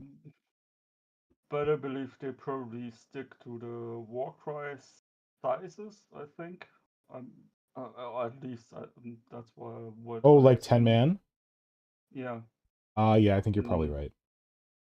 I think they're going to stick to the Warcry size, and as Dana or one of the other guys assumed that they stick with the Warcry for branding purposes. So ultimately, it will be a new addition for Warcry. At least that's as I see it. Because I keep hearing that like the Warcry rules are very like easy to use and like people really like them and like the way they're set up. But then that guy's video that Dana linked to, he was kind of saying that like Warcry, he didn't feel that Warcry had enough depth. It sounded like, Yeah, it's the way I understood it is it's too easy, like too or it's too simple. simplified. Yeah. That's how I understood it. Yeah. That compared to other skirmish games, it's too simple, and I have to agree with them. I mean, as I expressed earlier, I really dig the way the complexity Infinity has. Yeah. So um, s- that's why I never got into Malefolk, Yeah. because all seems so very simple. It doesn't really seem to have cover mechanics and stuff like that. So, I mean, why play this if I can play a big army game in that case? Um, I don't need a skirmish game when I don't have tactical complexity. At least that's my Ah, opinion. that's a good way to look at it. That a skirmish Mm, game isn't just smaller, simpler, large scale game. It's like different tactics because it's on a small scale. yeah, I like that. it's zoomed. It's more zoomed in. It's more detailed and with more complex individual tactics. Like the individual model matters more. At least Yes, that's how I want my skirmish games. I would agree with that. While otherwise I can just play a 500 points match of Warhammer. Yeah. Um, yeah, that's at least how I see it. And yeah, uh, completely lost the point. So. Oh, thanks. Is there anything going on in the chat about Mordheim, Warcry? Well, Brother Pink joined in. Yo, brother Pink. Hey, buddy.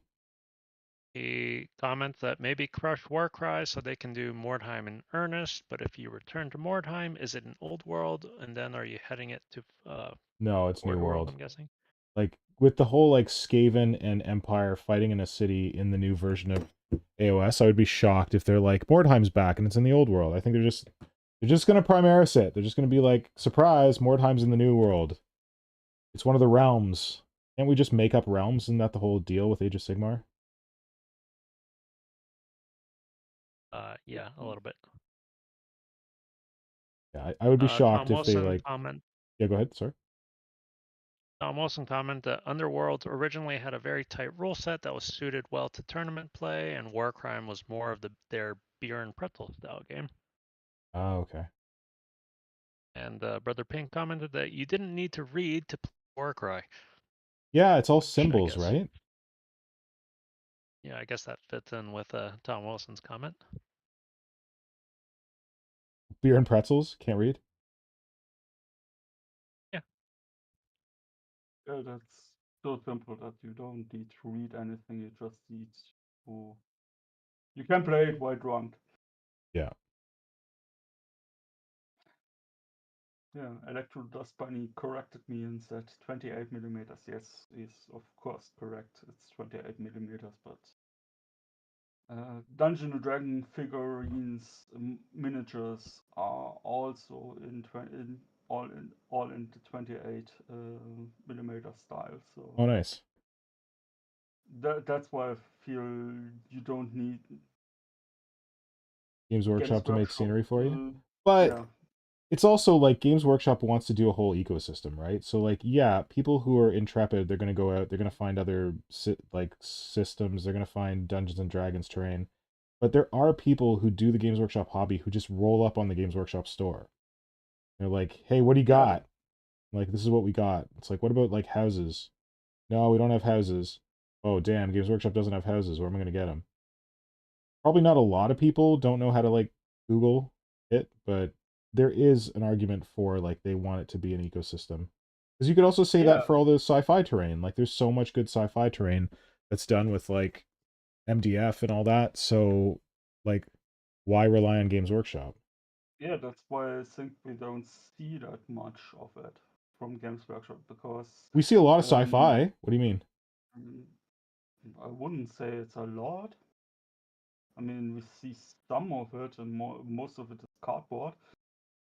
No, what are you talking about? All the plastic kits, man. Like all the Necromunda like terrain, all the like city fight or like I you're mean, blowing smoke, buddy. There's a lot of Games Workshop plastic 40K modular terrain that all works together.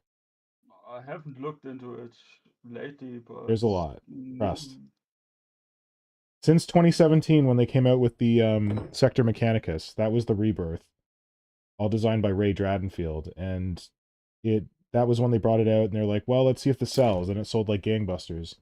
And then they've been like there was that whole thing where every kill team box came with a new set of 40K terrain, classic terrain. I'm counting 21 scenery articles on their website right now for all factions combined.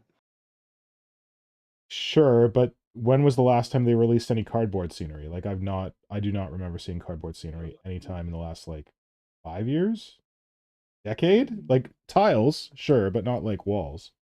Isn't the starting box basically just turning the box over?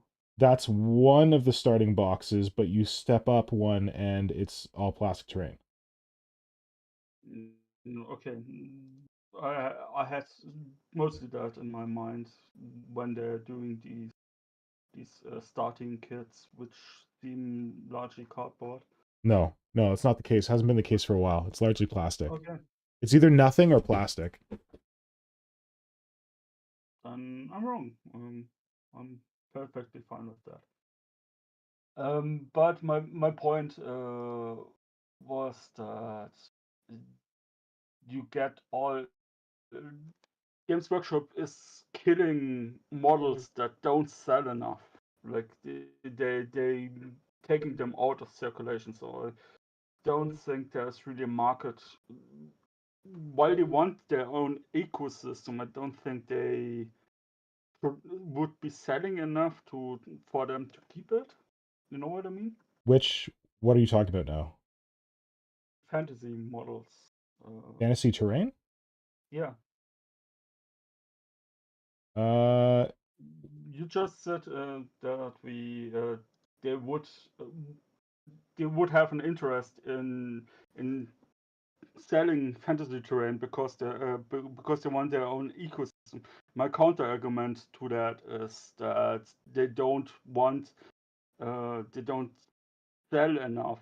Wouldn't be probably don't think they would be selling enough to make it worthwhile. That's what I so meant. that's what What I they mean. thought before they introduced the Sector Mechanicus. Like I did the inner circle thing. I was down at Games Workshop HQ.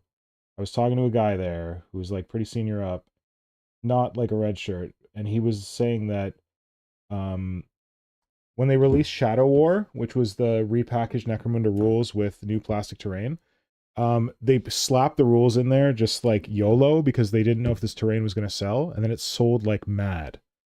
So it could also be the case that if they were to provide the kind of like fantasy terrain that players actually want, that they could surprise themselves with how popular it is. It could be not popular at all, and then they just like kibosh it. But they keep releasing Warcry terrain, which is not like full fantasy towns, but it's like weird stockades and I don't know, trees and stuff like that. I don't know how well that sells, but they keep releasing it. You'd think that they would stop if it wasn't selling.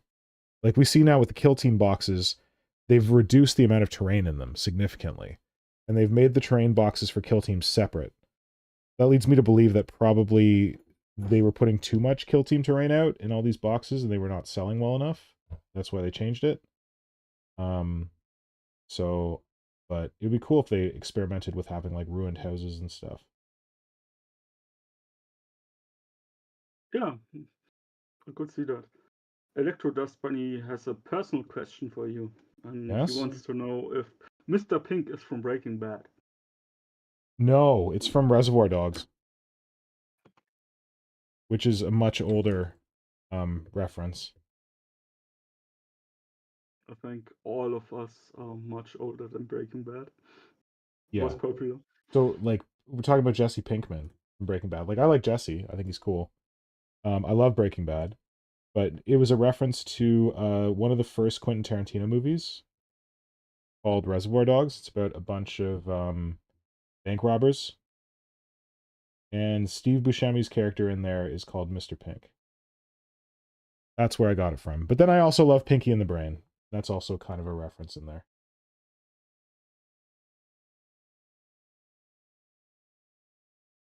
But good question.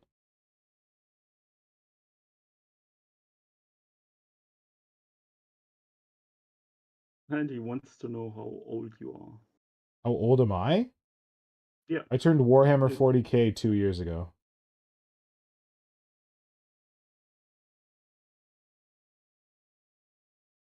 Or a year and a half ago.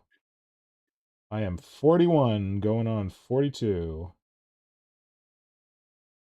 Woo. I'm an old man, Mr. Cobb, filled with regret.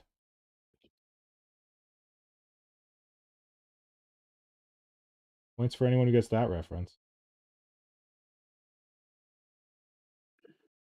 Bob? Hmm?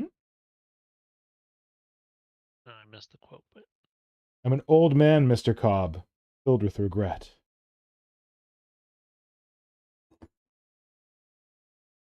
Said by Ken Watanabe. oh. Is that from Inception? Yeah, baby. Certainly is.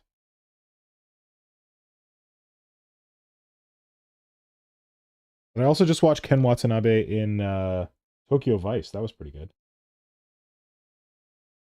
HBO show. I haven't seen that one. Brother Pink is surprised. Reservoir Dogs reference. What? The, Oh, no, no. the old thing, the old Mr. Cobb. No. The Reservoir Dogs reference I can't say on stream. It's not appropriate. While we are on the topic of reference, there was something I wanted to bring up. I finally had time to watch the first season of the Three Body Problem. Oh, cool. And What'd you think? I liked the one that came out the year before better. I'm not surprised. You're ever the contrarian. The one that was produced by the Chinese production company? Yeah. They're vastly different. I gotta watch that one. I haven't seen it. The Netflix show starts with book one. Yeah. Has a little bit of book two. Yeah. While the Chinese one starts with book two with a little bit of book one. Oh, interesting. That's an interesting choice.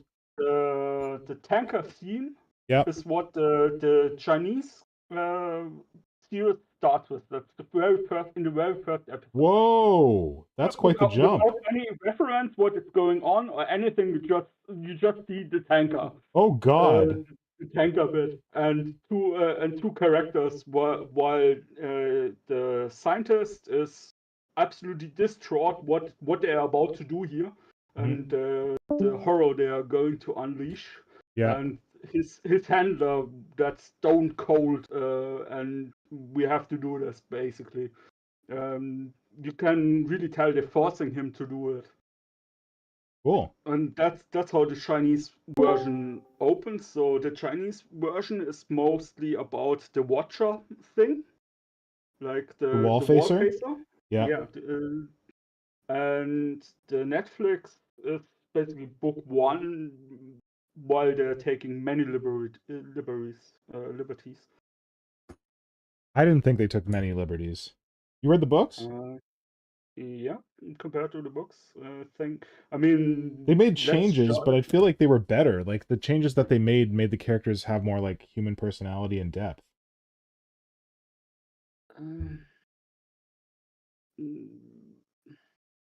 Because the Chinese, like the characters in like the original book are very like one-dimensional. They're just like people who are there to have things happen to them. Yeah, because it's mostly about the overarching how humanity reacts to. Yes, but you can tell that by making humans seem human, right? Like, okay, there's no stakes if the humans are like automatons. Yeah, okay. I didn't really feel that it was necessary for the book, but yeah, I get your point. I mean, the show is definitely more focused on being character driven. Yeah. The Netflix, you mean? Yeah. Yeah. Yeah, that was the big difference that I found, and I didn't mind it. And the Chinese production is more focused on the overarching story. So interesting. It's less focused on the characters. It's more like the book, like they're basically focusing on the problems. The characters are more secondary. Yeah. Now I'm wondering if the Chinese series decided to start where they started to completely avoid all the Cultural Revolution stuff. Quite I know possible, that's awkward to talk about in China.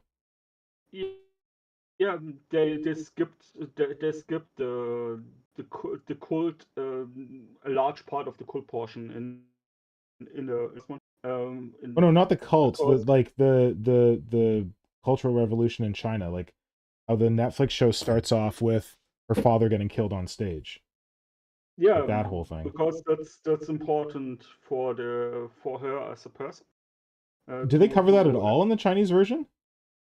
No, they didn't cover that because the whole cult, the whole alien cult, skipped. It skipped the whole first person. You don't even get told that on the ship that's a cultist ship. Yeah. That's they're just saying there are cultists on the ship, not that the ship is owned by the cultists. I mean, I think they're more like. Do they explain the contact at all? Like how humans contacted? No. What? They skipped the in the Chinese version. They start with the tanker and then skip a little bit forward and into how they build a space station to have 8 or 9 reactors going to try to do science experiments to see if they can get one result. So basically, it's mostly about the fight versus the Sophons. Yeah. And there's no question. They're like, oh, there's just like aliens exist. We contacted them. How did we contact them? No big deal. Don't worry about it. Yeah, basically. Weird. Okay, that's. they basically they skip basically skip that. They say Interesting the that you don't aliens think that's taking liberties with the story, that they completely skipped a huge plot element. they say the Sophons contact communicate with individuals that are amenable to the cause. Mm-hmm. So they skip the first part where you have basically one person deciding the fate of humanity. Yeah. They skip that part and basically say the aliens contacted humans and humanity fights against those agents. Mm-hmm. And the cultists are also more unhinged. Unhinged? Like, yeah, unhinged. They're proper cultists. So See, they that's are what I not. liked about the books, that the cultists weren't unhinged. They were like making like weird decisions, but they weren't unhinged. Like you could see that they had like internal like logic / belief. Yeah, since the show can't go into fourth person to fourth wall breaking Yeah. to have the thoughts explained of them, they see radical like a suicide bomber type of person. Gotcha. Interesting. These are all interesting choices that make me think about like people trying to get past Chinese censors and stuff like that, if that might have entered into it, why they made these decisions with the story. Possible. Yeah. I see. It's the same. I I really still don't like understand how he got the book basically published the in same China. story, but completely different interpretations of it. Yeah. Interesting. Okay. Oh man. Sorry, Will. I don't know if you're like into Three Body Problem at all. We're kind of like sorry to everyone in the I chat too. just haven't like seen it or read it, so like I'm just not like super familiar with it. I just Of know that course. I've heard that the original Chinese series is very idiosyncratically Chinese, Ah, was the comment I heard, which kind of makes sense. Yeah, it's a Chinese book by a Chinese author, yeah. so it's that doesn't that part is kind of closer to the book, like closer to a proper adaptation, but uh, where the Netflix show is transplanting everything to Europe, UK. basically. To, Yeah. yeah, UK. Your camera Yeah, just Mr. went off. I just Thank turned your it back on. signal. Yeah. But Thanks. I heard it die. I was pushing the limit. It was telling me for a long time that the battery was dying. I'm like, how long is your battery really gonna last to die? But thanks. oh, also, given the that it's about 9:30 right now, I just wanted to remind everyone that if you enjoyed the stream, you should like and subscribe. And Thanks, comment. Will. And if you're watching the recording after the fact, please leave us a comment to let us know what you thought. If you consumed the Three Body Problem as well, let us know if you think the show is a good adaptation. Look, I just hope the show gets renewed because it's Netflix and they're terrible at that. I mean, right now I think they probably planned for 3 seasons. The If it way gets they renewed, set like it up. Netflix hasn't renewed it, and Netflix is very good at canceling Oh, shows. okay. I didn't know they hadn't renewed it. Well, last I Probably. checked, actually, I haven't checked in a couple of days, so I should check again. I mean, Tom Wilson just brought up Rebel Moon, and that one got renewed. So What? It did? I thought it was like a movie. yeah, it's apparently getting 2 more movies. Like Really? Someone told me it was re- terrible. yeah, it's very terrible, at least as far as I'm concerned. People have also said it's very 40K. Yeah, it's definitely Zack Snyder going, oh, I love 40K, So Well, and dark. licking everything he can. Will? It's like you're putting a farming movie, Seven Ronin, 40K and Star Wars into a blender. Out comes a farming movie. Will, what were you gonna say? Oh no, it's just Zack Snyder loves his grimdark. I never think of Zack Snyder as being grimdark, but maybe you're right. I mean, that's When kind of like why, in part, in my opinion, uh, Justice League stuff has failed. Oh, I love the grittiness of Batman, like Dark Knight Returns, and like the grittiness of the Injustice series and stuff like that. But it's just like, but you don't understand why people like some of these characters. Oh, Yeah, my problem is when I hear Zack Snyder things, all I'm thinking of is Sucker Punch, and I haven't seen that. That's Zack Snyder? yeah, Yep. Oh, Those oh, are his dude, first like I loved his Watchmen. Like, I loved it so much. yeah, his adaptations are great because he isn't writing. Oh, Sucker yeah Punch is his when original. Yeah, yeah it's all him. Like you when have, yeah, but Will?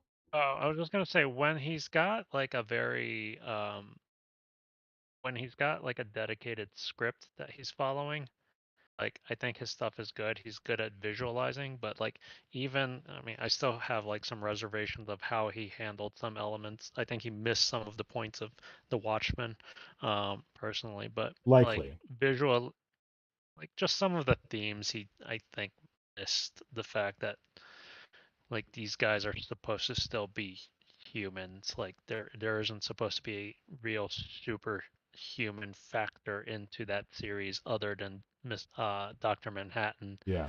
But like he gave them like a very like I'm a superhero kind of vibe, Yeah. which like just really missed the point. I'm a sucker for beautiful visuals. If your movie is like visually striking, I'm gonna like accept a lot of BS. Like for example, I love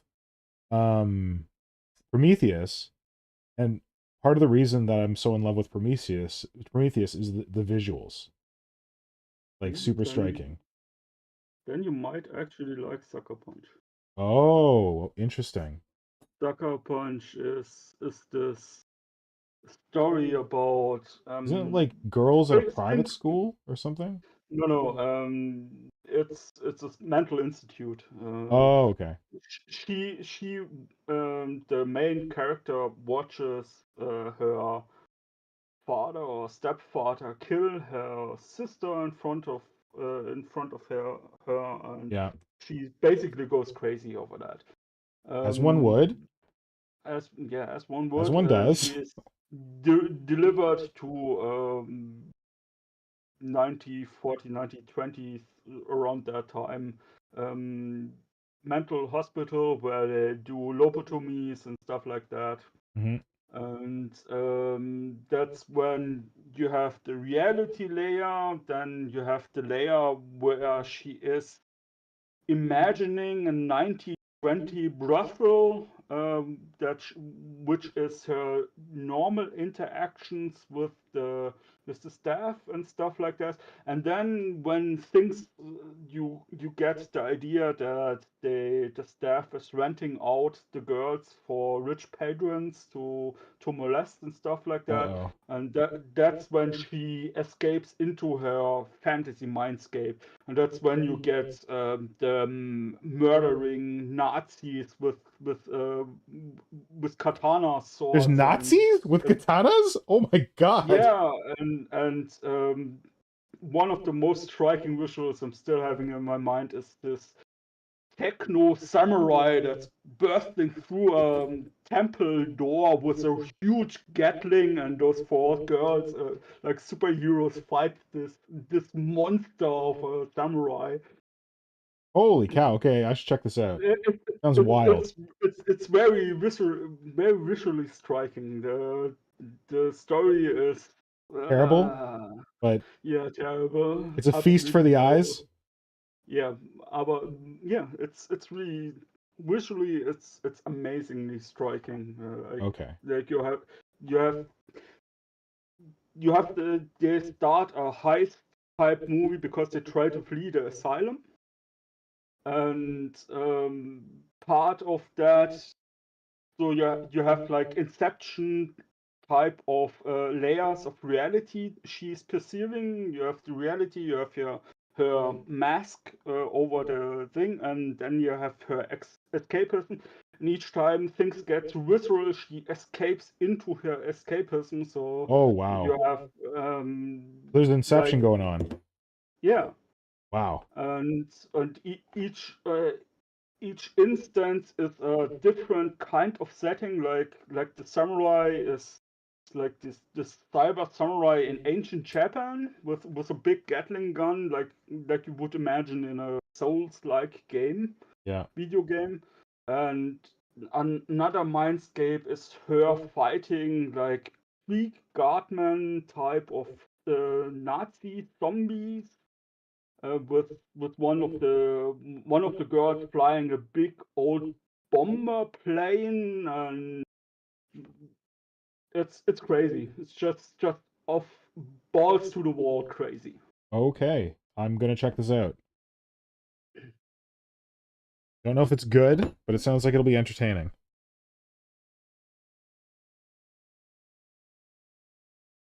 Brother Pink says you're going to love Sucker Punch. Nora will hate. Well, as soon as you talked about like cyber samurai, I was thinking of Hero Protagonist from No Crash. One of the greatest books ever. By my favorite author, Neil Stephenson. I don't think I've read that one. Huh? I don't think I've read that one. You can read the first 10 pages of Snow Crash and you'll probably know if you're gonna like it or not. It starts off with a samurai pizza delivery man. And his name is Hero Protagonist. But it gets more deep. It's like it has the main thrust of the story is, could you encode a something like a computer virus in language and infect someone's brain with a logic virus that is like encoded into language? We just have someone new joining us, Searle Harbor. Who says he is a massive fan of your stuff. Oh, sweet. All your Dark Elder and Tyranid Prime. I've played Listen, Dark Elder since third Searle edition. Harbor, I really appreciate that because I feel like most people don't even know that I ever did Dark Eldar. Like, I've got my little homunculus guy here because I thought I was going to work on Rax, and this video says that I'm going to work on Rax. And I will work on Rax soon. But tomorrow's Alien Day, so I gotta get some work done on this Norn Emissary. But thank you. I'm glad you remember the Dark Eldar stuff. Kajan, what were you saying? And chat voted for the... Right. I asked chat what I should work on, and they voted Norn Emissary, so that's why I'm doing it. Oh, it's chat's fault. Chat's fault! You monsters. Yeah, you absolutely have to use your excuse. We could have worked on Dark Eldar for the first time in like a decade, but no. Chat wants more Tyranids. What chat wants, what chat gets. Well, how about this? Your Dark Elder stuff is put on a pedal by every Dark Elder player. Really? I don't hear this. I never hear this from anyone. I tried to like reach out to like Dark Techno Dom and like Sky Serpent, whatever, because they're like the Dark Eldar players that I was aware of, and they didn't seem to know anything about me. So that's good to know. Thank you. I honestly feel like everyone forgets about my Dark Eldar. I forget about my Dark Eldar. Well, you mentioned that you want to get back to them. I do. I really do. I believe it was part of your New Year's resolution to do Was less it? Tyranids and more Elder this year. Well, Eldar, yes, but not Dark Eldar. That was the those aspects of Exile dudes that I wanted to do, the Void Scarred.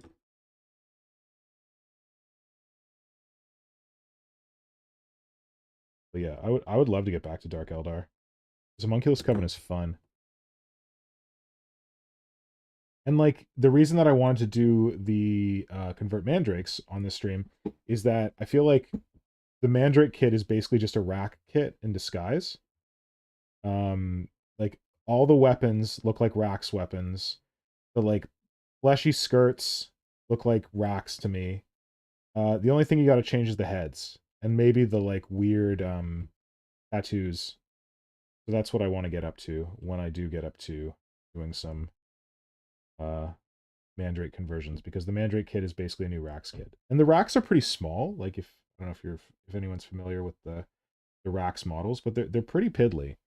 So it would be cool to have like a bigger, chunkier option for Rax that are so piddly. Brother Pink is demanding to show off your Void Scarred. The Void Scarred? I don't even know where they are. Do I? Fuck. Ah! Hide. Got a big box of Eldar right here. Oh shit.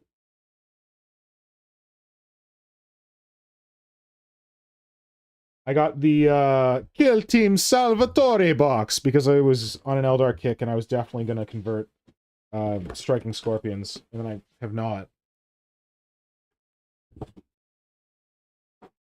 The dudes in here? Oh no, my dudes are not in here. This is just the bits.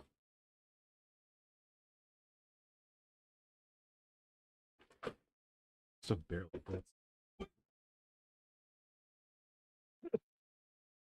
Tom Wilson said he tried to argue that you should be working on Brother Pink's Dreadnought at New Year. Tom Wilson tried to argue what? That you should be working on Brother Pink's Dreadnought at New Year. Oh yeah, I remember that. Whoops. Oh, they're here. Yeah, I do my like yearly work on Brother Pink's Dreadnought, usually on Brother Pink's birthday. We did not do that this year. I think I wasn't streaming on Brother Pink's birthday. I had some stuff going on.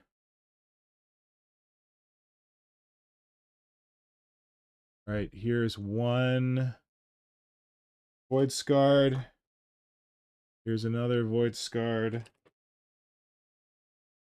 Here's another Void Scarred.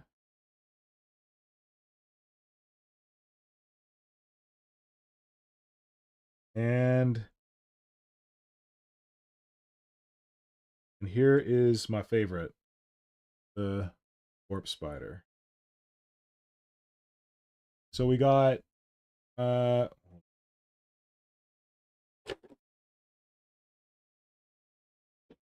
out of here. Oh, I got tactical Dbag up. Oh. We got a guy inspired by Swooping Hawk with his own little hawk. Got like a wing on his back. Got a feathery cloak. A cool hunting spear. I got a fire dragon with a cool dragony cloak. I got a sculpt together. And I've got a warp spider.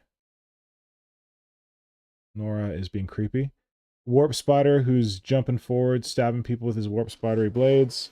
And then this guy's the most basic one. I've got a oh, Nora! Can you feed the dog? I walked him, but I haven't fed him yet. We'll be done soon. Nora just had a super long day. And then this is a incubi, because didn't you know incubi are aspect warriors? So the idea here is that each one of them is a different aspect warrior, and they are going to be count as for Corsair Void Scarred kill team, playing different roles. Like this is going to be a Shade Runner because they have a jump pack. This is going to be a Kuranath or whatever, the guy with two swords. This is going to be a guy with a blaster, and this is going to be, oh, the dude with the hunting bird. Can't remember what he's called. Yeah, so those are my Corsair Void Scarred dudes that I started working on that I definitely wanted to do more of this year, so I need to get back to them at some point. They're super fun. I really enjoy them, and I have ideas for other aspects that I want to include. So every warrior in the warband is going to be an aspect, and I had this cool idea that I was working. I can't remember who gave me the idea. It might have been Emperor's Paintbrush on Instagram, where I was like, "How am I going to paint these guys?" And he's like, "Well, what you could do is you could paint them in like traditional aspect warrior colors, and then cover that with chipping medium, and then paint them all with like a unified color scheme over top of the chipping medium, and then you chip off the paint so that it looks like they have their old aspect armor. They just painted it a new color, but the old colors are still present underneath, which I thought was super cool. I don't know if I can pull it off, but neat idea. I wouldn't cover the entire model with the chipping paint. I just would No, some parts. do selected parts. Yeah, good point. Good suggestion.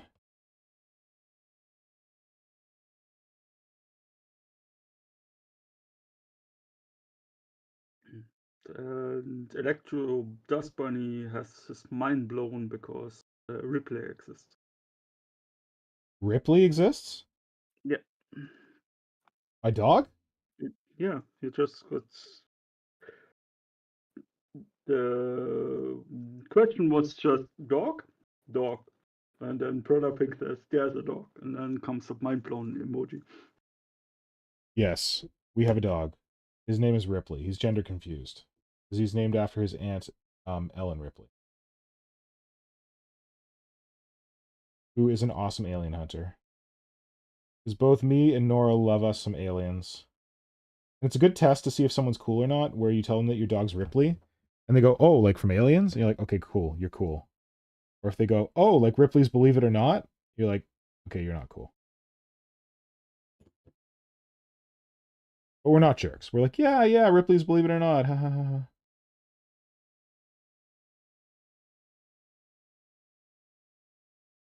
But it's definitely an alien reference, and we already talked about how if we get another dog, we need to name him Bishop.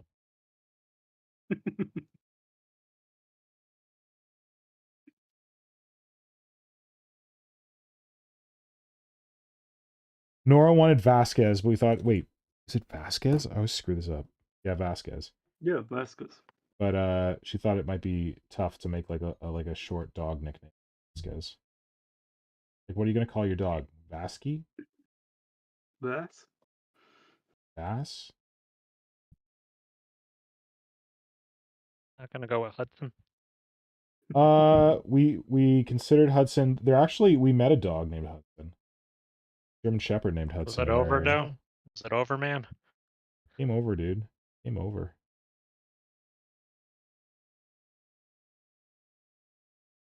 Poor Bill Paxton. He's died in so many movies. He's good at it. Oh man, I'm getting frustrated with this friggin' armor plate. Not to be done.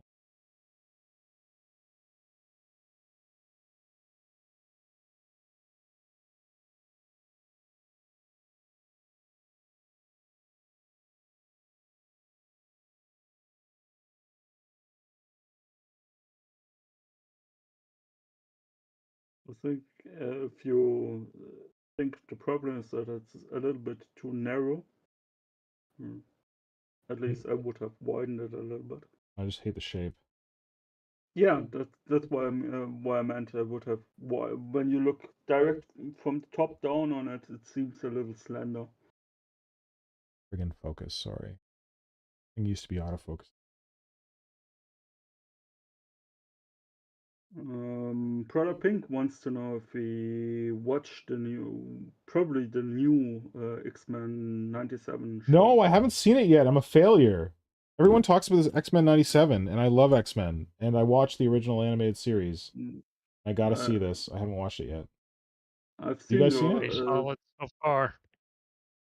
I watched the original, and I saw the trailer and concluded that it wasn't for me. Shocking. Yeah, I don't know. They changed some of the voice actors, and Well, yeah, they're going to. People die. yeah, probably, but it's that's something in my brain Kind that's of like jarring.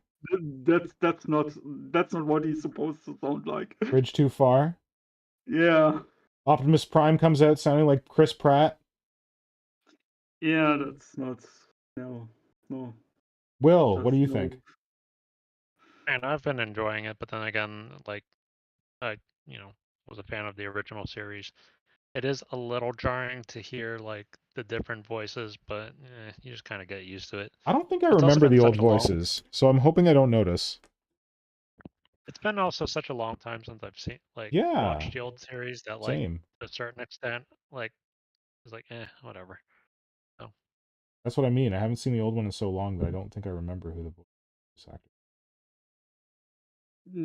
I thought the same thing. That's why I said. And then I saw the trailer. It was a visceral reaction. Yeah, and it's like no, that doesn't work for me. Well, I'll give it a go. I definitely love me some X-Men. Brother Pink sent this thing to me where he's like, was it like your favorite X-Men or your favorite superheroes or something? Something where you're supposed to pick your favorite superheroes or characters or something. And I picked like, he picked his, and then I picked mine, and he's like, okay, I want to repick mine. Because I stole all the good ones, apparently. I think I did I mean, Nightcrawler, Wolverine, Gambit, and Rogue, maybe? You know, he had Kitty Pryde, who's always cool because she has a dragon. spooky. Was Lockheed real? Was he some kind of like weird apparition? no, he was real. Oh, he was real. Okay.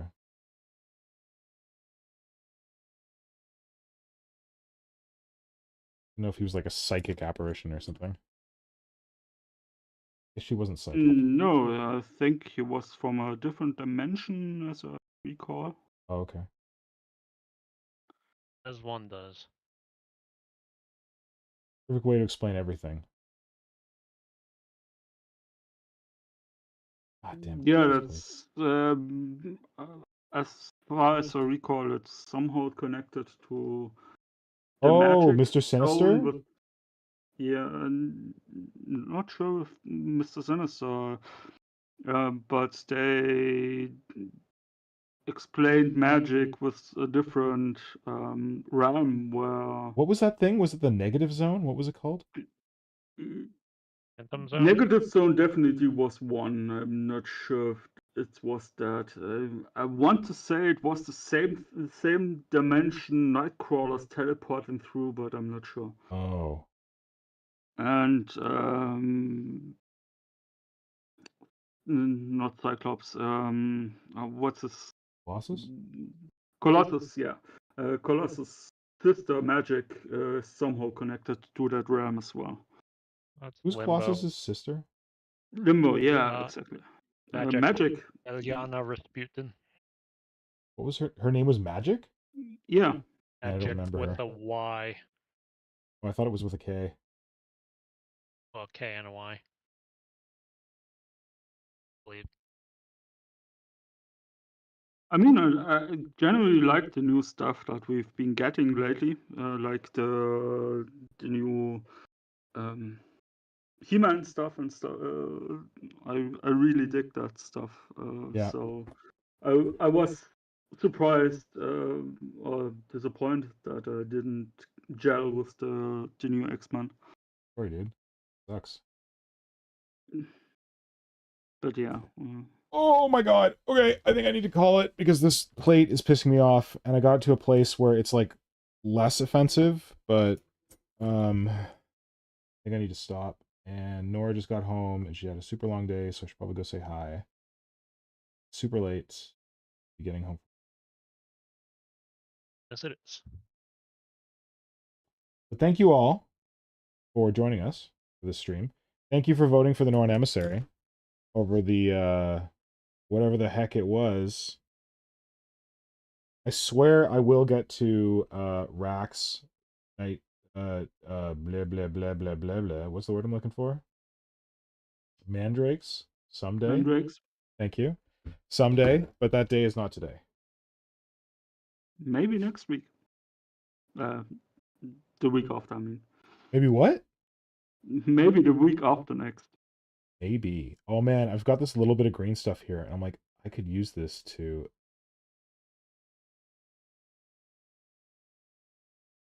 Don't do it, Jones.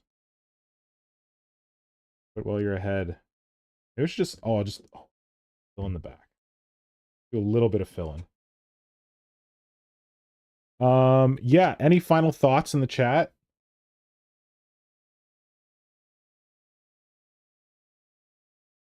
Kind of a quiet night. Everyone's tired of my bullshit. Oops. Searle Harbour said earlier that your Void Guard are sick, and the poses on the fusion gun looks great. What's that? Your Void Guard, Oh, they look great, and he thank lost you. the position on the fusion gun. And Transition on the fusion? Eric Christensen said the Warp Spider is definitely rather. Metal Beardy Beard. I agree. The Warp Spider is the goat.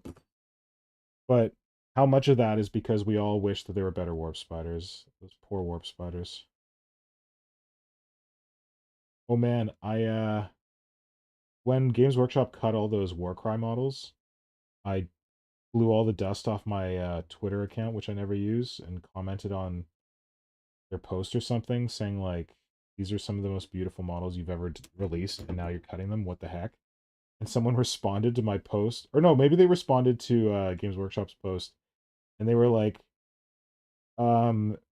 Games Workshop cuts model that was released 2 years ago. Meanwhile, the Warp Spiders, and it's a picture of like the old Warp Spider Exarch model with his arms in the air, and it just says, "Let me die." That was pretty great. Poor, long-suffering Warp Spiders. And I still like the models. They're still good models. They're just annoying in resin. Yeah. They're not terrible models, but they could be so much cooler. And they could be plastic. Although, watch me say that, and then Games Workshop just does like a Eldar Guardian on them. Where it's like, oh yeah, we just made the exact same models in plastic. It's like, no, you could have done more. Oh, geez.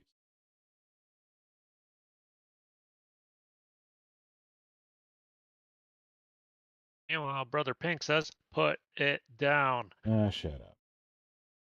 Just plowing the green stuff in here. I'm not even doing that much work because no one's going to see this ever. Basically filling a gap. Have You no to more spend green the most stuff. amount of time there. What? Which means if no one's going to see it, you have to spend the most amount of time on it. You are correct, Will. That is how this works. That is how this. That's how it's supposed to be. Now I'm wondering if who's that Sear Shore? What was the name? The new person who joined us in the chat. Searle Harbor. Searle Harbor. Sear Shore. Searle Harbor. Searle Harbor, if you're still around, were you on the old Dark City forum? Dark Eldar forum? Is that where you saw my junk? Because I used to post on the Dark City, Dark Eldar forum. With my Dark Eldar stuff. And then when I started on Instagram, I posted it, but that was like 1,000 years ago.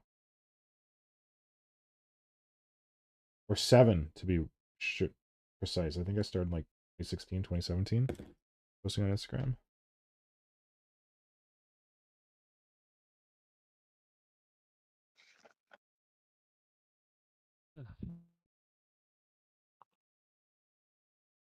Okay. So yeah, I want to post this model tomorrow for like Alien Day, LV426. But I feel like I haven't really accomplished that much since the last time I posted it. It's been like small bits of green stuff cleaning up, but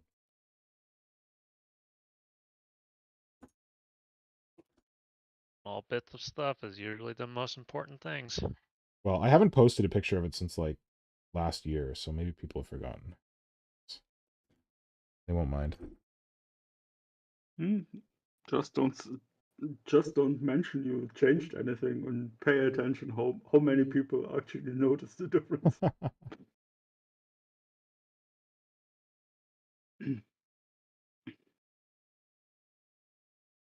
But yeah, getting lost in the details is that's also why I so seldom post anything, because I feel like I didn't really do much that's worth showing off. Yeah, but you're also Despite having like 20 more hours into it. you are your own harshest critic. We all are.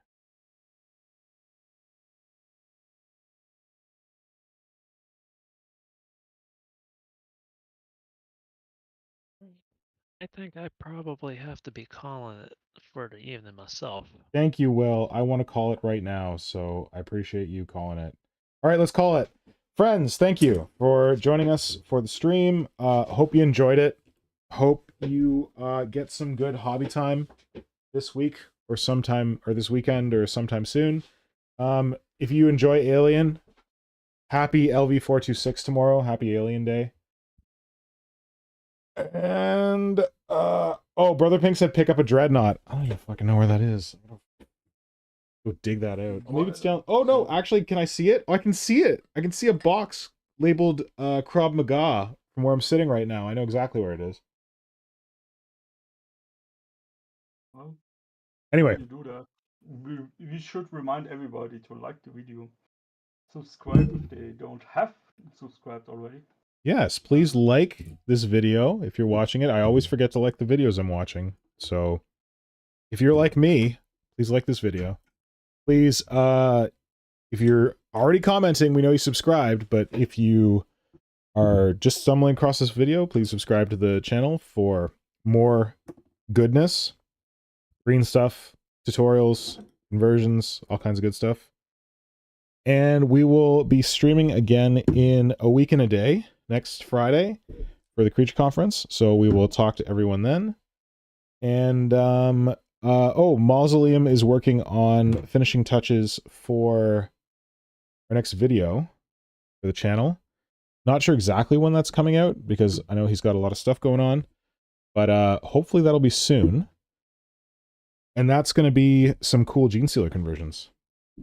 And like a little tutorial on how to make that happen. So you can look forward to that coming up sometime soon. So make sure you're subscribed so that you don't miss that. But thank you, Will, for being on the stream with me. Thank you, Kajan. Always.